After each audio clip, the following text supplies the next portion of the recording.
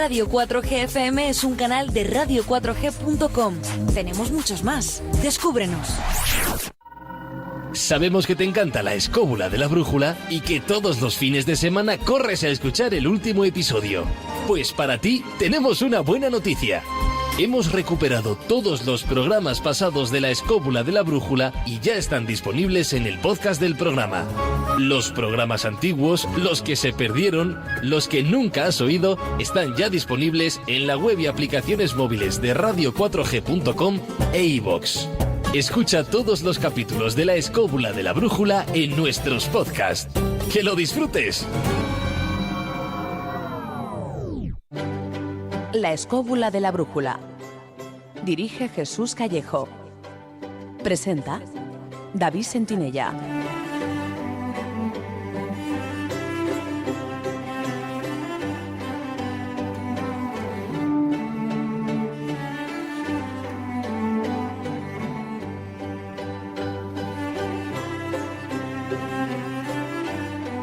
Buenas noches, ¿qué tal estáis, amigos? Desde los estudios de Radio 4G FM en Madrid os damos la bienvenida a una nueva edición de la escóbula de la brújula.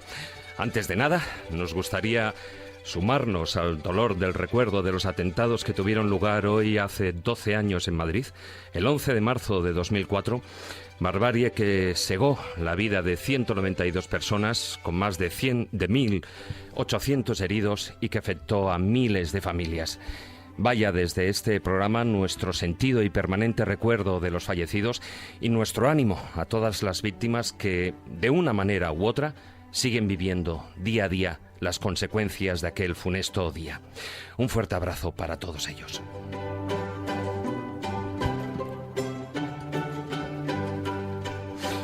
En la escóbula de la brújula nos gusta hablar sobre enigmas de la historia y de la ciencia, viajar a lugares insólitos, recoger sus misterios arqueológicos y antropológicos, analizar mitos, leyendas, supersticiones o conocer personajes heterodoxos profundizando en sus vidas y en su obra. Y precisamente esta edición vamos a dedicarla a hablar sobre uno de ellos, Walt Disney, considerado una de las 10 personas más influyentes del pasado siglo XX, porque alrededor de su vida, de su historia y de su gran creación, la factoría Disney, aparecen decenas de misterios, de chismes, rumores y leyendas que abarcan desde su personalidad o su muerte hasta los mensajes subliminales de sus películas o los supuestos secretos que envuelven a sus famosos parques de diversión y atracciones. Para ayudarnos a abordar el tema, contaremos como invitada con la experta Pepa Yausás, analista de comunicación audiovisual, guionista y escritora.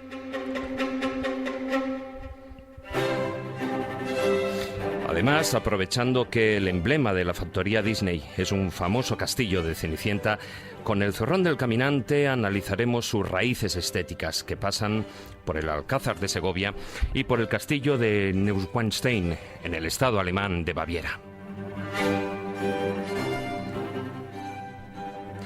También en el laboratorio del imaginante, Fernando López del Oso nos hablará de la pasión de Walt Disney por la naturaleza y el uso que hizo de la humanización de los animales, una de las máximas de sus películas, sobre todo en las primeras décadas. Y por supuesto, ya que el tema de esta noche lo requiere especialmente, terminaremos la edición de hoy con las enseñanzas y moralejas de los cuentos de Callejo. Os recuerdo que podéis enviar vuestras preguntas y comentarios durante el programa a través del WhatsApp al número de Radio 4G 636-689-184. Os lo repito, 636-689-184. No os olvidéis de poner vuestro nombre en el mensaje, pero también podéis hacerlo en nuestra página oficial de Facebook, La Escóbula de la Brújula, y en Twitter a través de nuestro perfil @escobuleros, y el hashtag de esta noche es #Walt Disney.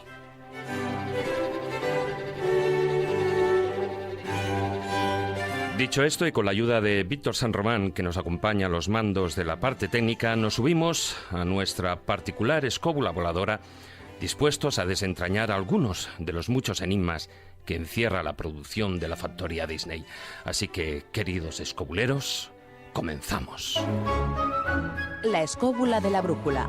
Dirige Jesús Callejo. Presenta David Sentinella.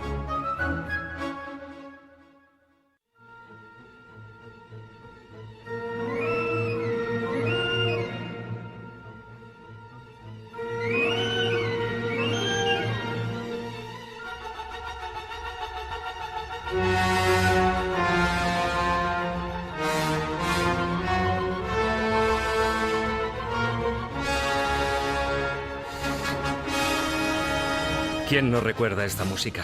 Empleada en una de las historias de fantasía junto a la historia del aprendiz de mago o ver avestruces e hipopótamos bailando el vals de las horas.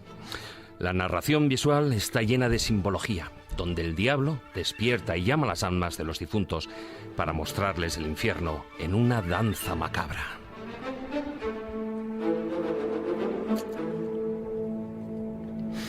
Y es que la atmósfera que envuelve al mundo de Disney ha estado siempre rodeada de leyendas tras un velo misterioso. Algunas de ellas han logrado traspasar fronteras de países y generaciones enteras, al igual que sus películas o sus cortos animados. Anécdotas con animadores, mensajes ocultos, fotogramas lascivos, códigos secretos, desde las leyendas más disparatadas hasta las increíbles pero reales, todas ellas permanecen como enigmas en el imaginario colectivo.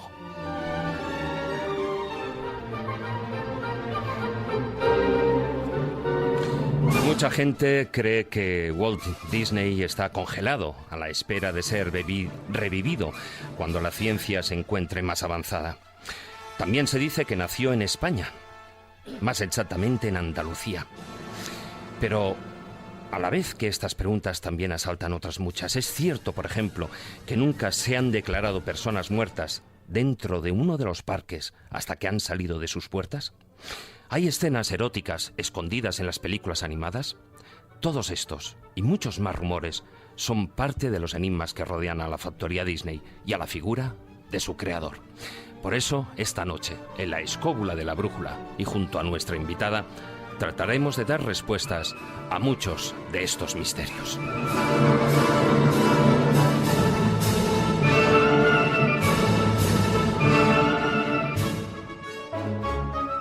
La escóbula de la brújula. Dirige Jesús Callejo. Presenta David Sentinella.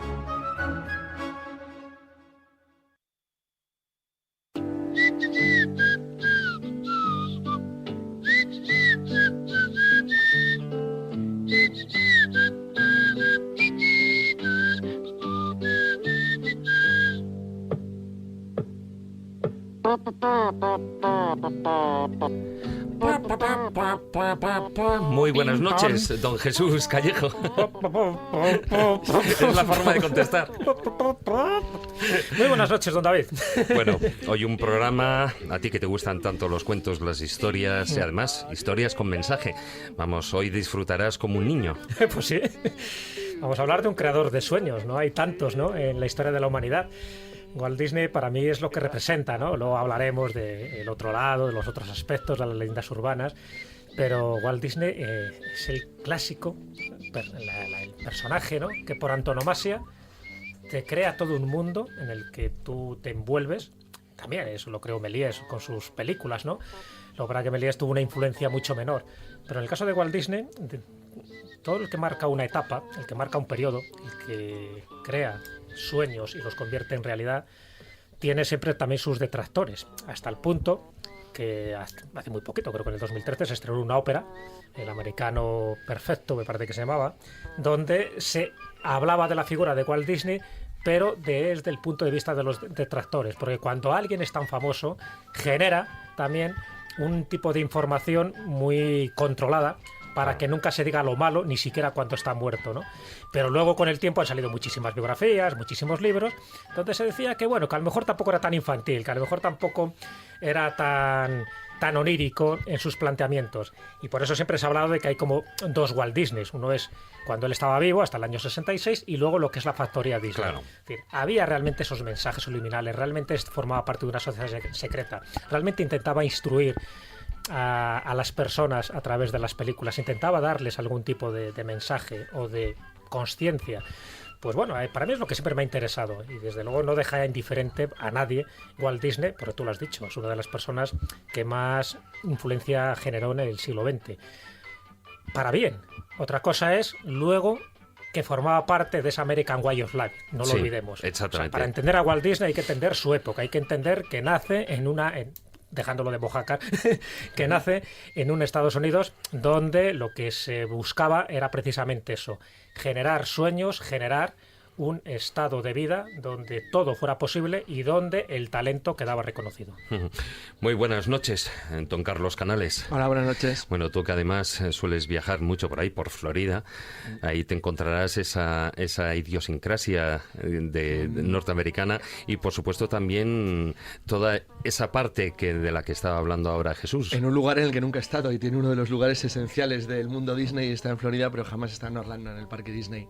A ver, Disney, Jesús, para complementar lo que ha dicho Jesús, exactamente es así. Es decir, Disney es uno de los ejemplos perfectos del sueño americano, del American Way of Life clásico, de la persona de genio que, movido simplemente por su ambición honesta, por su capacidad de creación y por su creatividad, es constructor de mundos, o sea, algo parecido a Steve Jobs, gente de ese estilo, gente que cambia el futuro, que cambia su destino y el de los demás, simplemente usando su talento, imaginación y capacidad de creación. La verdad es que Disney ha tenido una influencia muchísimo mayor en el mundo de lo que habitualmente se cree, pero muchísimo más. Y de hecho, incluso para sus detractores, que los hay, pero pocos en relación al impacto que ha tenido, no han hecho otra cosa sino que engrandecer su legado. Fíjate que cuando luego hablaremos, pero cuando ese rodeo del equipo de ilustradores y dibujantes que le acompañaron al principio, hay uno especialmente significativo que es Fritz Freleng, uno de los creadores luego de la Warner, es decir, que realmente de los dibujantes de la Warner, de los famosísimos Bugs Bunny y todos los demás. Y es que realmente, cuando se ve la lista desde Iwerks, y luego hablaremos también de la duda sobre Mickey y todo lo demás, lo que te das cuenta es que es una colección de talento asombrosa. Es decir, es la gente competente que es capaz de rodearse de gente tan competente como él o más. Que esa es la característica de los genios de verdad.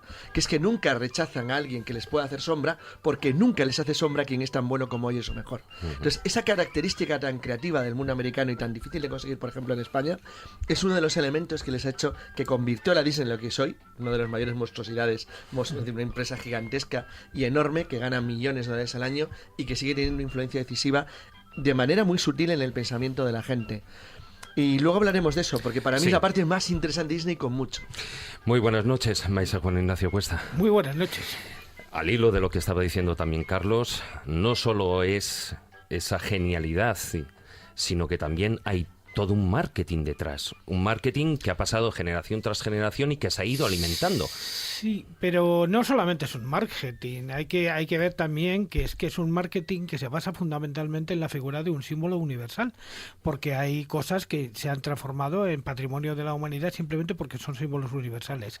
Podemos hablar del Real Madrid, podemos hablar de la Coca-Cola, podemos hablar de Walt Disney, que en cualquier parte del mundo alguien sabe quién son. De Mickey, de Pato Donald. Efectivamente, saben quiénes son en cualquier parte del mundo, entonces se transforman en universales. Y que muchos cuentos de la tradición universal se conocen gracias a las películas de Walt Disney. Efectivamente. O sea, si sí, eso es cierto. Comentas a alguien sobre Blancanieves y los 7 enanitos, solo conocen la versión de Walt Disney. Posiblemente no hayan leído nunca a los hermanos Grimm. Hombre, también es verdad, porque nos ha creado, digamos, nos ha educado, digamos, a todos los seres humanos prácticamente en una forma de entender la estética y en una forma de entender el mundo de la fantasía, que a pesar de que tiene elementos muy crueles y a veces verdaderamente negativos a nivel, digamos, sentimental, sin embargo, nadie rechaza los mensajes positivos que ha tenido todo esto. O sea, ahí tenemos el pobre Dumbo, que se muere su mamá, pero luego el pobre Dumbo resulta que se supera a sí mismo y termina volando con las orejas. Además, esa parece, hablaremos a lo largo del programa, pero eso parece que es una máxima dentro de las películas de Disney.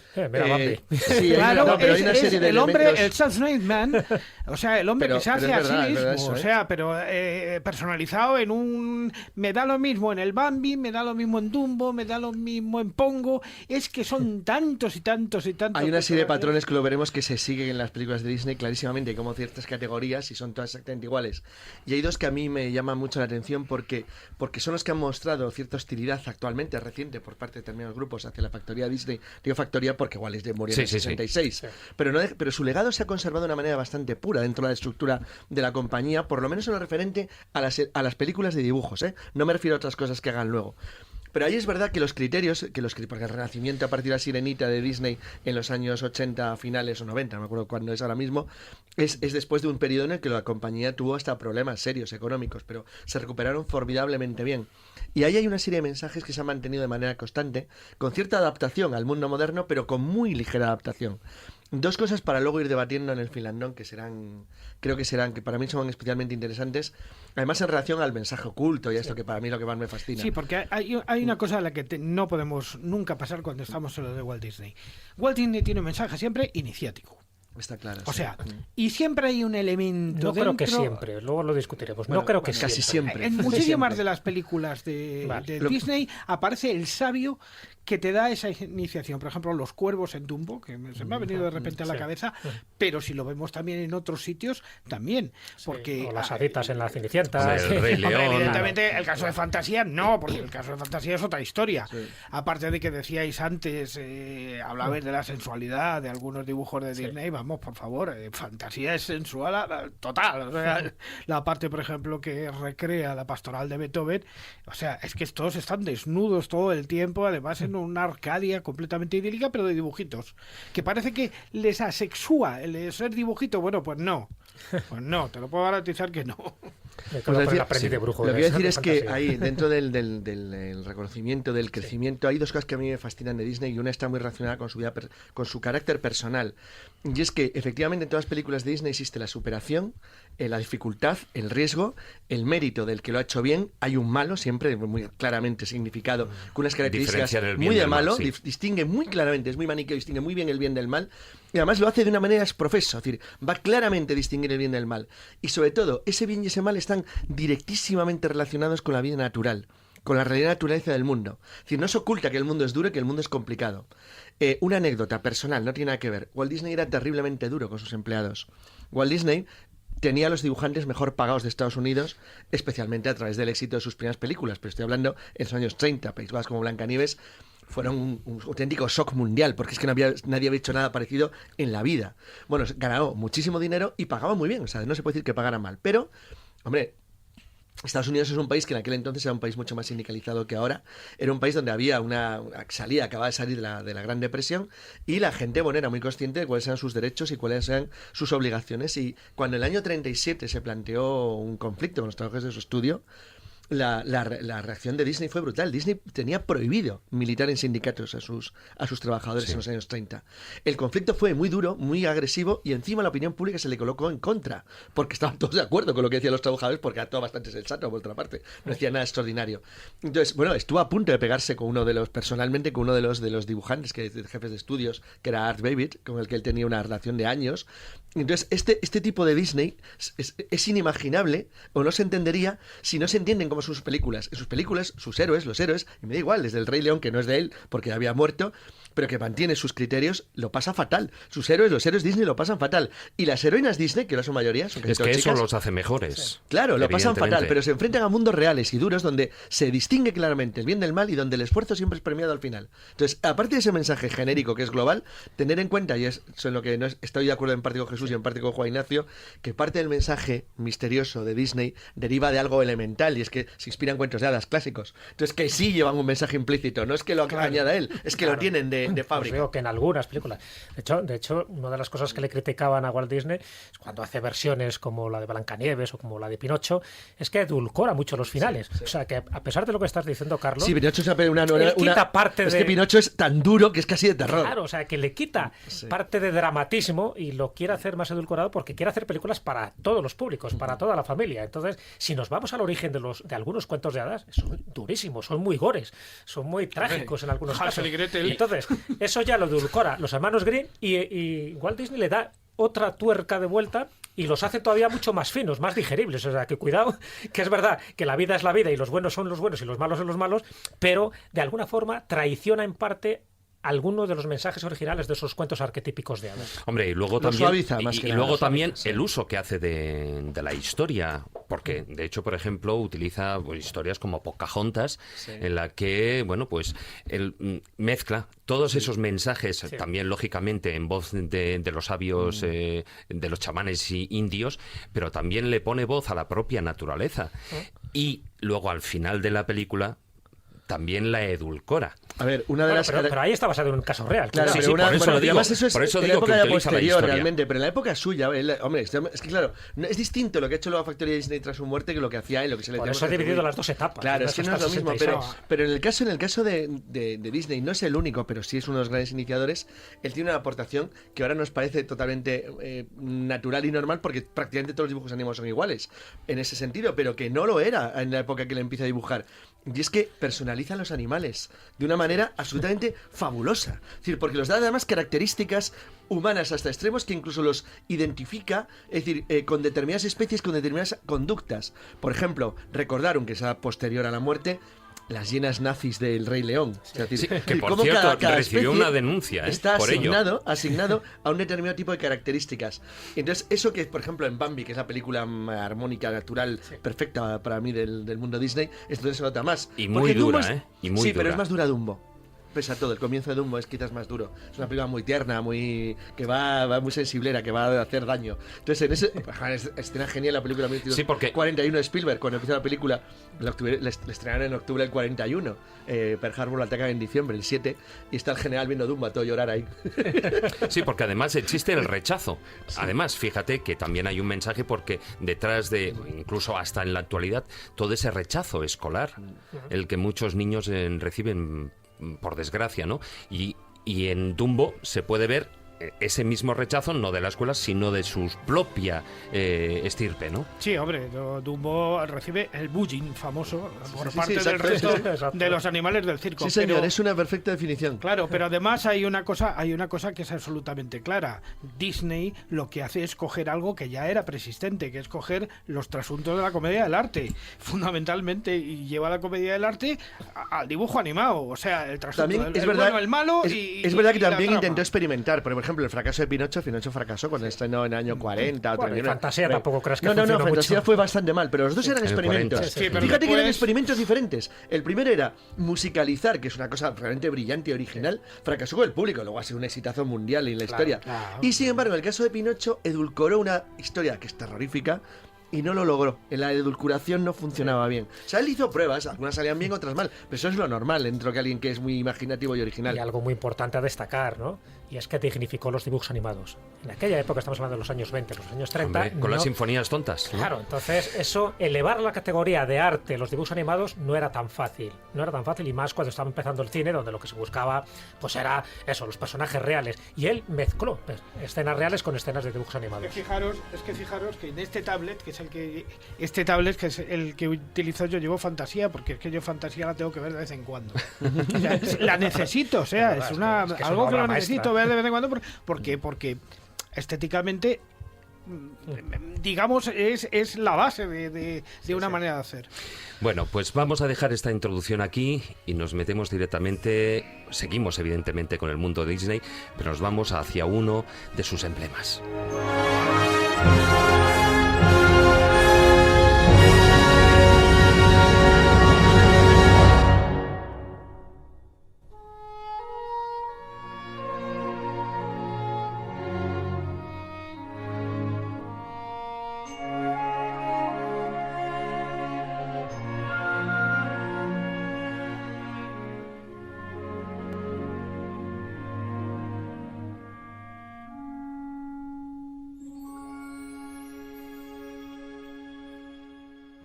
Historia, leyendas, misterio, lugares mágicos. La escóbula de la brújula.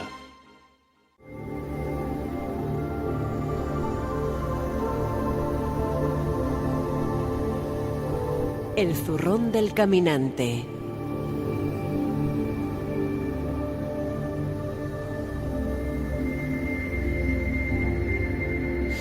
Bueno, y como decía Es uno de los emblemas, porque además es el que aparece al principio de todas las películas, al menos en los últimos 20 años de la factoría Disney. Ese famoso castillo de Cenicienta.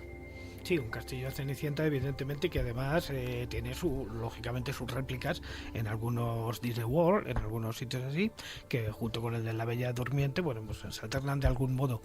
El castillo de Cenicienta... Es el logotipo de la Disney. Claro, la es el logotipo. Sí, claro.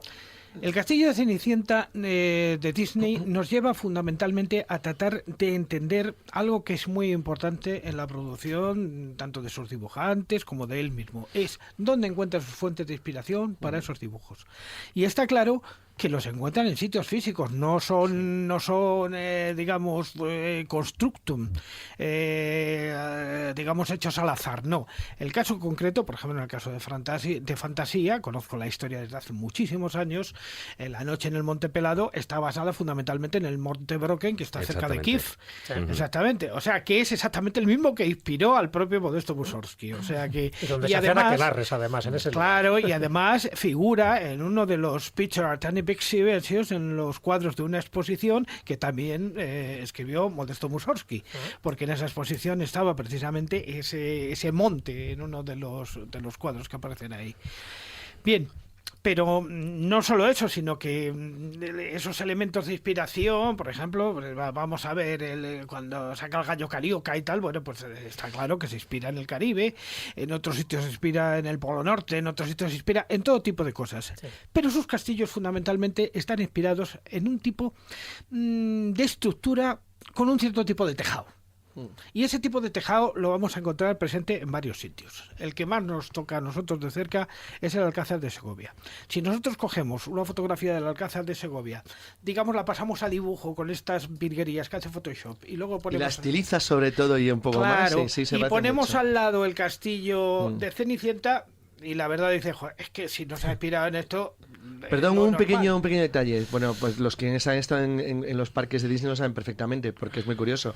Los castillos recreados que en los parques Disney son trampantojos gigantescos. Sí, claro. Son muy pequeñitos, tienen 23 metros de altura, pero más altos, porque las van haciéndose más pequeñas las piezas según va aumentando la altura. Claro. Y luego hay un equilibrio también de engaños en los ángulos y las luces. Sí, que utiliza hasta para los caminos. Claro, es un juego absolutamente genial, lo cual es una cosa muy original realmente. Claro. Y desde luego, nuestro querido Alcázar de Segovia, obra de Juan II y luego remodelado posteriormente en tiempos de Felipe II, es un modelo que seguramente que formó parte de eso, de hecho está reconocido, al menos Wikipedia lo reconoce así. Pero yo creo que evidentemente el más emblemático de todos los castillos que ha inspirado a la factoría Disney y a todos sus dibujantes es este nombre realmente... Neuschwanstein. Sí, el Neuschwanstein, que significa el nuevo cisne de piedra. Que realmente no tenía este nombre, porque este nombre se hace después de que muriera el creador del castillo, que era el Rey Loco, era Luis II de Baviera, que además precisamente hay una serie muy antigua que ya supongo que no será nada fácil de encontrar, que ya interpretó en su momento Helmut Berger, en la que, Helmut Berger también estaba como un cencerro. Entonces interpretó perfectamente el personaje de Luis II de Baviera y ahí te cuenta exactamente cuáles eran sus fantasías a la hora de hacer ese castillo tan absolutamente apoteósico, que realmente quería recrear en su cabeza una fantasía medieval tal y como él la veía, porque en el fondo es un castillo que no tiene una componente pragmática, es simplemente estética, pura estética. Es una creación del siglo XIX, claro. Claro, y está hecho para que cuadre con las montañas que tiene alrededor y sobre todo para ensalzar su propia visión o su propia sensibilidad de lo que es la experiencia de vivir en un lugar como Baviera, ¿no? Este castillo además es el monumento más fotografiado de Alemania, al que todo el mundo va. Uno de los lugares más visitados, indudablemente. Pero hay otros que son menos conocidos. Y que también tienen cierta importancia. A mí, por ejemplo, me contaron que el Palacio Episcopal de Astorga, también inspiró, que es de Gaudí, también inspiró en parte a los dibujantes, no tanto a Walt Disney como a sus dibujantes, para ese tipo de tejado que también lo vamos a encontrar en forma cuadrada, no redonda, en lugares como el Escorial. ¿Por qué? Porque era el tejado de Flandes.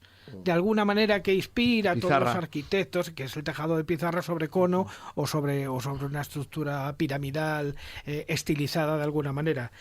En cualquier caso, es una maravilla porque luego además pues hay otros elementos que pueden hacerlo, pues no sé, como Fontainebleau o algunos otros sitios.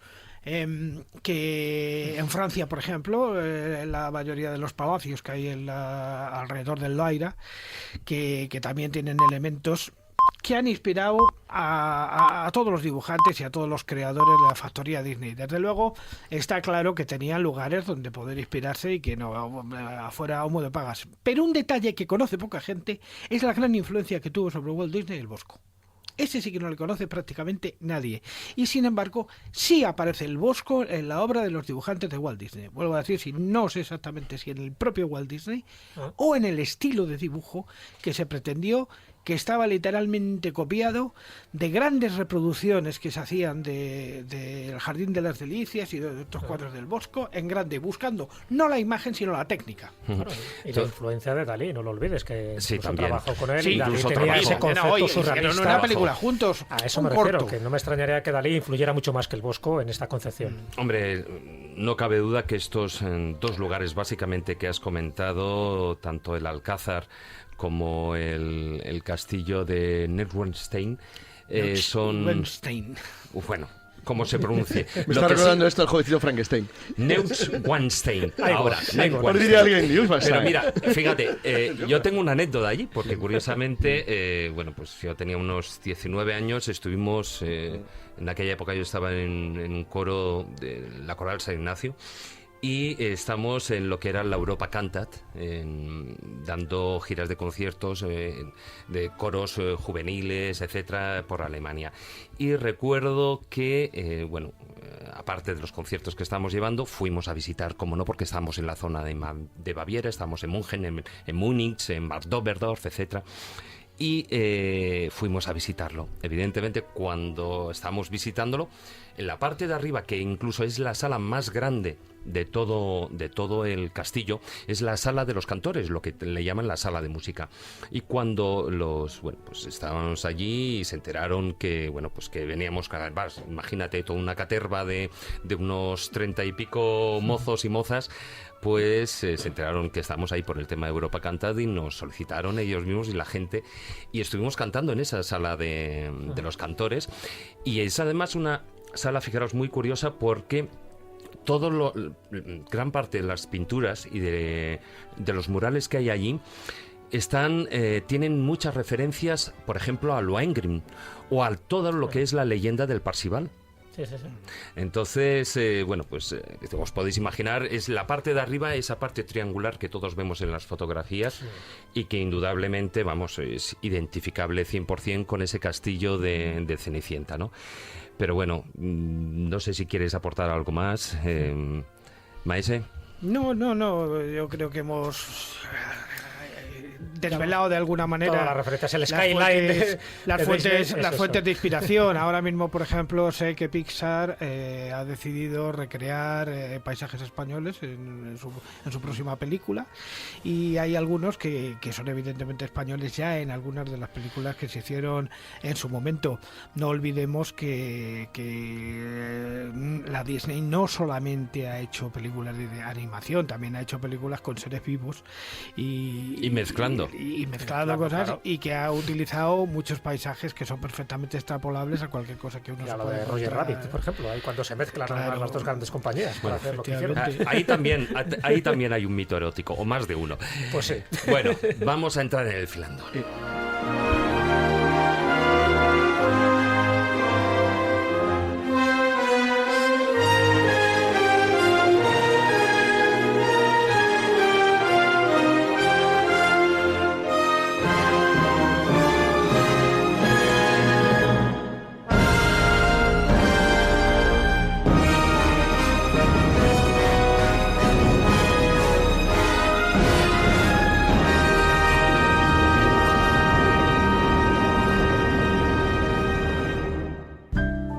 La escóbula de la brújula. Dirige Jesús Callejo. Presenta David Sentinella. Hola, soy una de las muchas personas que colabora con la UID comprando su euroboleto. Por tan solo €1 diario, ayudas a muchas personas con discapacidad y al mismo tiempo tengo la opción de hacerme millonario. ¿Y a ti no te gustaría serlo? Organización Impulsora de Discapacitados, 902-113-883. Si eres discapacitado, llámanos. Si no lo eres, apóyanos. Contamos contigo.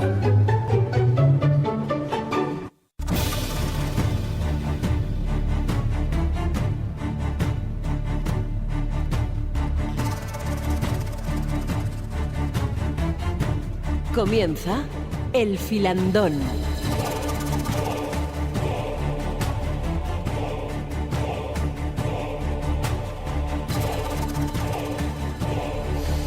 Las 10:35 de la noche y empezamos con el filandón dando paso y invitando a nuestra invitada, valga la redundancia, Pepa Yausás, que si no me equivoco se encuentra ya al otro lado del teléfono. Muy buenas noches, Pepa.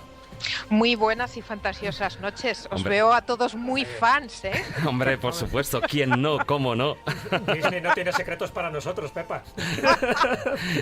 Bueno, Yo espero no decepcionar a nadie, ¿eh? Porque Bueno. a lo mejor mi visión de Disney no es tan fantástica como, Yo creo que como tuve- la que oigo por Nada, aquí. solamente podrías decir a Juan Ignacio, que le conoció en vida de cuando eran jovencillos. Bueno, antes de nada, dejar que presente a Pepa. Es analista de comunicación audiovisual, guionista, escritora, profesora de narrativa visual y guión cinematográfico en varias escuelas. Colabora con la página web Big Cartoon, la mayor base de datos del mundo del entorno de la animación, y es especialista en cuentos de hadas y contenidos simbólicos de las narraciones de ficción. Además, en la actualidad está preparando un libro sobre esa primera etapa de Walt Disney, desde sus inicios hasta el estreno de Blancanieves. Bueno, sobre todo y antes de nada, pues bienvenida a esta escóbula de la brújula mágica de esta noche. Muchísimas gracias, encantada de estar aquí. Oye, antes que nada, pediros a todos disculpas y sobre todo a las personas que nos están oyendo por si acaso en algún momento este invento se nos corta, porque os llamo desde un poquito lejos y a lo mejor pasa, pero que no cunda el pánico, que vuelvo enseguida, ¿eh? Bueno, nos llama desde la ciudad de la luz, la ciudad del amor. Bueno, Más o menos. una de las ciudades también de Walt Disney. También. Porque aparecen un montón de sus películas. Oh, París, París. de Notre Dame. Bueno, me gustaría comenzar, Pepa, por esos orígenes de Walt Disney, ¿no? Porque siempre ha habido ese misterio, esa duda, porque muchos dicen que nació en España, para ser más exactos, en Andalucía y en una localidad en Mojácar. ¿Qué se sabe de eso? Porque ¿existe partida de nacimiento? ¿No existe partida de nacimiento? ¿Qué hay de realidad en todo ello? Es increíble cómo las leyendas urbanas tienen vida propia y alcanzan dimensiones inconmensurables. No, yo siento decepcionaros muchísimo a todos, pero Walt Disney no es español.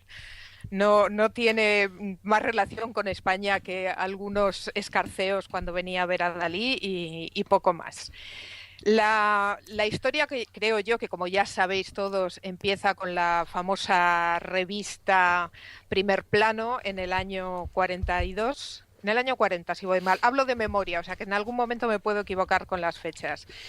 Exactamente con el número 2 de la revista Primer Plano. La revista Primer Plano es una revista que el imaginario franquista diseña siguiendo los pasos de su amigo Mussolini y de su amigo Hitler, que manejan estupendamente bien los medios de comunicación y que además Franco sabe que tiene una mina de oro con el cine. Franco tiene un grandísimo problema con el cine americano, y es que desde el punto de vista ideológico, además todos los censores, sabéis que montó todo un organismo para el tema de la censura. Todo el mundo le recomienda, y él lo piensa desde el principio, que el cine americano debe ser bloqueado en España, pero él tiene un grandísimo problema con este tema. Fíjate, y es que el como cine en Corea americano, del Norte. Igual. Le da muchísima pasta, ¿vale? Entonces él necesita este dinero. Y ahí entramos en toda una serie de contradicciones. Walt Disney, sabéis que en el año 35 hace un viaje por Europa Y no pasa por España. Y no pasa por España, entre otras cosas, no porque en ese momento España estuviera en guerra, que ya lo estaba, sino porque cuando plantean hacer el viaje, su abogado le dice, no vayas, él quería venir a España y a Portugal, pero su abogado le dice, no vayas a España, no hay hoteles de lujo, las carreteras son espantosas, es todo, olvídalo. En las pensiones te atracan. Sí. Hay bandoleros en la sierra, lo clásico, vamos. Lo mismo que decía Alejandro Dumas. Efectivamente, pues una cosa así. Y entonces Walt Disney se lo salta y se va directamente pues al mundo civilizado, ¿no? Que es pues a Inglaterra, a Francia, Alemania, todas estas cosas. Y una de las cosas que hace es entrevistarse con muchísima gente por donde pasa. Es una especie de reguero de Papá Noel el que va dejando y todo el mundo quiere ver a Walt Disney.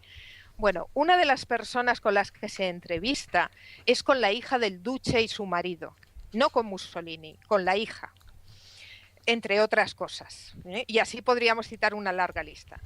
Bueno, esto Franco, una vez que acaba la guerra y se da cuenta de que tiene una mina, lo tiene que explotar de alguna manera, ¿eh? Y además, tengo que confesaros, esto os va a hacer mucha gracia, porque no solo a Franco, sabéis que a todos los dictadores les encanta Disney, al de Corea del Norte también. Bueno, al de Corea del Norte, Disney y todo tipo de películas, Rambo, todas las películas. Iba a decir, menos el cine que hacen ellos, le gusta todo. Bueno, a Franco le encantaba Walt Disney, que decían que tenía una copia firmada por Walt Disney de su propia mano de La Cenicienta, que era su película favorita, tengo que decir. Perdona, hay un hecho que es cierto, y es que en la España arruinada de la posguerra, que estaba hecha polvo después de la Guerra Civil, España invirtió una auténtica fortuna, pero una fortuna de la época, en hacer la primera película española de dibujos animados en color, que fue Garbancito de la Mancha, que es un estilo Disney completo y que valió, vamos, se arruinaron con ella. Absolutamente cierto, completamente correcto es el dato. Bueno, a lo que íbamos. El caso es que Franco pone en marcha toda esta película, que se pone en marcha desde el Ministerio, para darle publicidad al asunto. Walt Disney no ha pasado por aquí, no va a pasar, y esto a mí me recuerda un poco aquello de la película, ¿os acordáis que tienen que venir los americanos y nunca llegan? Bueno, pues... Claro, bienvenido Mr. Marshall. Claro. Efectivamente. Vienen a España gordos y sanos. ¡Americano! El caso es que se pone en marcha este bulo, que luego tiene, a lo largo de los años, tiene repercusión en varios escritores. Mosley, cuando escribe la biografía de Disney en el año 90, entre varias que escribe se hace repercusión del hecho. El Mark Elliott, que es el que escribe esta biografía del príncipe oscuro, del príncipe negro de Hollywood, también se hace eco de ella, y así una detrás de otra. A mí lo que más me divierte de esta historia es que cuando tú te pones a investigar la leyenda en sí misma, o sea, pues lo que se ha dicho en España, lo que ha dicho Iker Jiménez, lo que ha dicho Soler, que es este chico que hizo, no sé si sabéis, este documental que hizo de Disney a través del espejo, donde habla el famoso Tito del Amo, que es este fotógrafo que, por cierto, vino con el tema de Almería y con lo de las bombas y que tiene un reportaje fotográfico muy interesante. Bueno, cuando tú te pones a estudiarlas es divertidísimo, porque ni siquiera entre ellas se ponen de acuerdo, ni siquiera los propios autores, cuando se ponen a hablar, se ponen de acuerdo en lo que dicen. Y no, la respuesta es no. De hecho, todo el mundo utiliza Primer Plano como la revista para justificar el dato, y yo he llegado a la conclusión de que nadie se ha leído la revista Primer Plano. Porque lo que la revista Primer Plano dice no tiene absolutamente nada que ver con lo que dice la leyenda urbana. Que es que, por ejemplo, la famosa madre de Disney, como sabéis, se supone que se fue a América por la vergüenza de haberse quedado embarazada en la España de la época y no podía tener un hijo, madre soltera. La revista Primer Plano deja clarísimo que esta señora estaba casadísima. Sí, bueno, la otra parte de la leyenda es la que los padres, en un viaje que hicieron a España, pues que su madre, vamos, de hecho, daría a luz en ese periodo, durante ese viaje, al llegar aquí a España, para ser más exactos, ahí en Mojácar. El problema es que hay tantas versiones de la leyenda, David, que podríamos hacer enciclopedias enteras solo versionando la misma leyenda. Oye, ¿y entonces qué pasa con esa partida de nacimiento? Ay, esto os va a encantar, porque además tenemos 2 abogados por falta de uno en el programa, ¿no? Sí. Y además han trabajado en la administración pública. Bueno, hay un dato curioso. Ahora te voy a contar una cosa, Carlos, que te va a encantar como historiador. Vosotros como historiadores sabéis que el tema de los registros civiles en Europa es una cosa que no empieza hasta después de la Revolución Francesa, que antes lo hacían las iglesias. Exacto, es codificación moderna, sí. Efectivamente, porque todo el mundo cree que es una cosa que ha pasado siempre. No, tiene 4 días. En España, de hecho, si no recuerdo mal, es a partir del 1841 que empiezan a funcionar los registros civiles, o sea, antes de ayer. Bueno, en el 1900 y en el 1901, fecha en la que nace Disney, en el estado de Illinois, y mucho menos en la ciudad de Chicago, no hay obligación legal de registrar a tus hijos. No la hay. Vamos a ver, los americanos todavía siguen sin tener carnet de identidad, es obvio.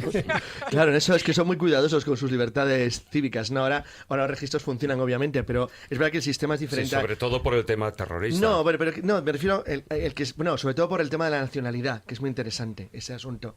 Pero claro. Es claro, es que la falsificación y la coobtención de nacionalidad americana, si un sistema de registros muy definido, generaría para el país un problema enorme.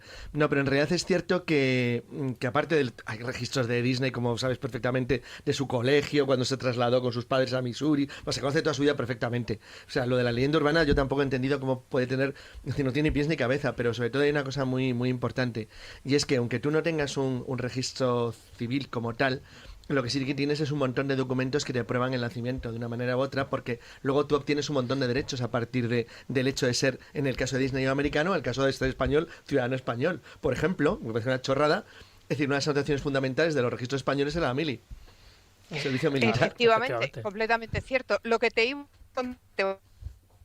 como amante que eres de América y como historiador, ya verás cómo lo vas a investigar, es que lo que la inmensa mayoría no sabe es que este misterio de la partida de nacimiento que no tiene Disney, no la tiene Disney. Sí, eso es normal, no es raro. Ni, ojo al dato, 43 millones más de americanos. O sea, que Walt Disney no tenga partida de nacimiento, lejos de ser un misterio, es lo más normal en la época. 43 millones de americanos de aquella fecha, casi un tercio de la población en el momento, no tenía partida de nacimiento. O sea, de misterio, nada, siento decepcionaros. Pero, Pepa, es más, en el año 40, que esto es lo que le va a gustar a Carlos, búscalo y descubrirás que se produjo una cosa que se llamó la crisis de las partidas de nacimiento, porque con el tema de la Segunda Guerra Mundial, la gente efectivamente tenía que demostrar su nacionalidad. Y se encontraron que tenían un tercio de la población que no tenía partida de nacimiento y se armó la de Dios es Cristo. Pero lo que cuentan, Pepa, la leyenda urbana, por seguir con esa, es que precisamente en ese año, cuentan que en Mojácar, en 1940, 3 hombres que iban trajeados, visitan el pueblo, buscan la partida de nacimiento de José Guirao Zamora. ¿Existió este personaje? Pero el problema, amigo mío, es que dicen que llegó... ¿Quién lo dice? Porque tú puedes contar misa, pero estos 3 hombres, yo esta parte de la leyenda no sé de dónde sale, porque insisto, si tú te coges la revista Primer Plano, que la tengo aquí, y voy a leeros literalmente cómo inicia la revista, dice: hace algún tiempo el cura párroco de Mojácar recibió de Estados Unidos una carta que fue sensacional para la vida en tono menor de aquel pueblo. Se pedía en esa carta la partida de nacimiento de José Guirao Zamora, bautizado en el pueblo de Guazamara en el año 1901, y esta carta, que la revolución ha hecho desaparecer, la firmaba Walt Disney. A las pocas semanas de enviar la documentación, ningún sitio habla de hombres de negro. Lo que dice es que Walt Disney escribió habla una de carta... hombres trajeados. Trajeados, que bueno, era más o menos lo mismo de extraterrestre en el año 40 en la zona, pero... El cura se supone que mandó la partida de nacimiento, que debió de mandar la original, por lo que se entiende, y nunca más se supo. Bueno, pero por un poco de dinero se hace cualquier cosa. Sí. Bueno, se ha comentado que el propio Walt Disney, cuando se enteró de la leyenda urbana, mandó a alguien a ver qué es lo que había detrás. Bueno, Sí, pero claro, es verdad pero que el es propio Disney llega a decir a Salvador Dalí en uno de sus encuentros que mis orígenes están en Andalucía. ¿Le dice No. eso o no? ¿O también es No. una leyenda urbana? Porque No eso es es lo que cierto. intentan un poco aseverar para confirmar que él tenía orígenes andaluces. No, la respuesta es no, no Vale. es cierto. Y además, si seguís leyendo la revista Pueblo, veréis que dice que en el 1903 el matrimonio de Guirao y Zamora se van a Missouri, donde dan al niño en adopción. No, miento, lo que dice es que se mueren allí y entonces los Disney, por lástima, adoptan al niño de los dos muertitos. Solo hay un problema y es que Disney no llega a Missouri hasta 1906. Y ahí hay fotos ya de él, por cierto. Hombre, claro, a ver, sí, repartía de periódicos, Disney, hay fotografías de niño. ahí tenemos toda la documentación del mundo que queráis y más. Y luego, por ejemplo, a mí me hace mucha documental que hace Eduardo Soler de Disney a través del espejo, que es el famoso El Amo, que se supone que es el testigo principal, que él perjura que fue amigo íntimo, poco menos que íntimo de Disney, vivía en la calle, vivía en la casa de enfrente del amigo Disney, que también sale en el documental de Iker Jiménez. A ver, él dice literalmente que en el 1948 él vivía en la casa de enfrente de Disney en Carolwood. Esta frase, que fijaros si es corta, tiene dos graves inconvenientes. Uno, Walt Disney en 1948 no vivía en Carolwood. Punto número uno. Punto número dos, él puede decir lo de Carolwood en España, porque si lo dice en América, evidentemente todo el mundo se ríe. ¿Por qué? Porque en España nadie sabe lo que es Carolwood. Cuando en 1950 Disney se traslada a vivir a Carolwood, es cuando construye ese famoso tren, y lo que tiene es lo que se llama una mega mansión. Carolwood es una zona donde viven las estrellas. Ya. Solo las estrellas. O sea, cuando hablo de megamansión no es una metáfora, es como se llama en arquitectura. Para que os hagáis una idea, los vecinos de Disney en esta época, os cito solo algunos nombres para que os hagáis una idea de la situación. Son Humphrey Bogart y Lauren Bacall, son Barbara Stanwyck, Robert Taylor, Frank Sinatra, Gary Cooper. Y Tony Del Amo, que es un señor que tiene un chiringuito en Mojácar, vivía en la calle de enfrente. Bueno, Pepa, si te parece, vamos a avanzar. Vamos a avanzar. Lo de Mojácar ya ha quedado claro. Y vamos a escuchar una música que nos va a dar pie al siguiente tema.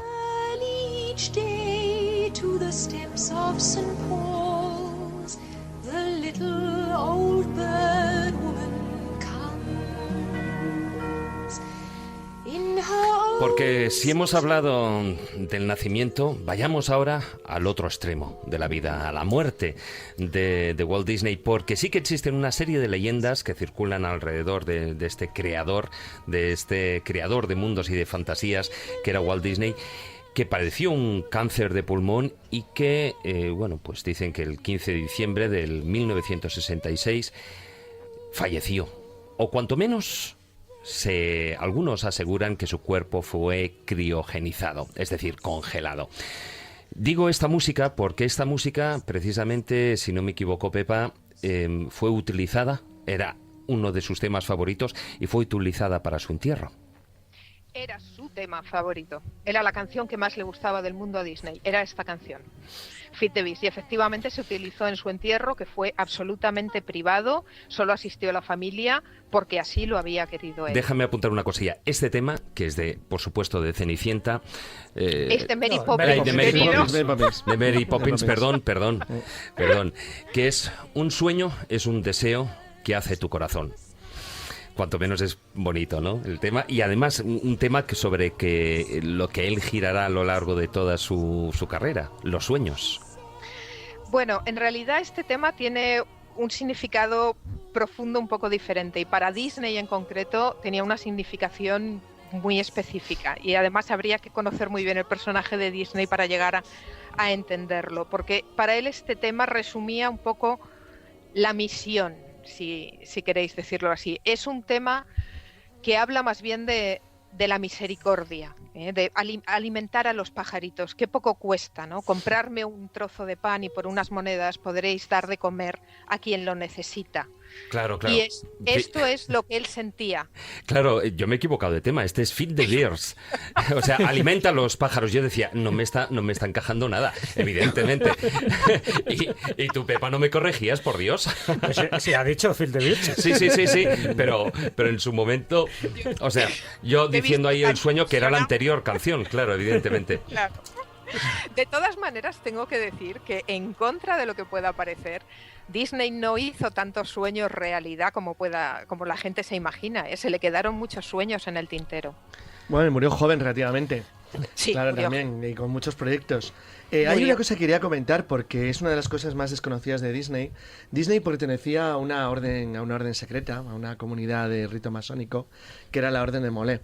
Él reconoció, o sea, nunca lo negó. Además, dijo que cuando él era joven tuvo una influencia enorme en su vida y le estuvo siempre muy agradecido a las enseñanzas que recibió allí como iniciado de esta curiosa orden. Bueno, digo de rito masónico porque no era una masonería en el sentido clásico, sino que era un elemento inspirador.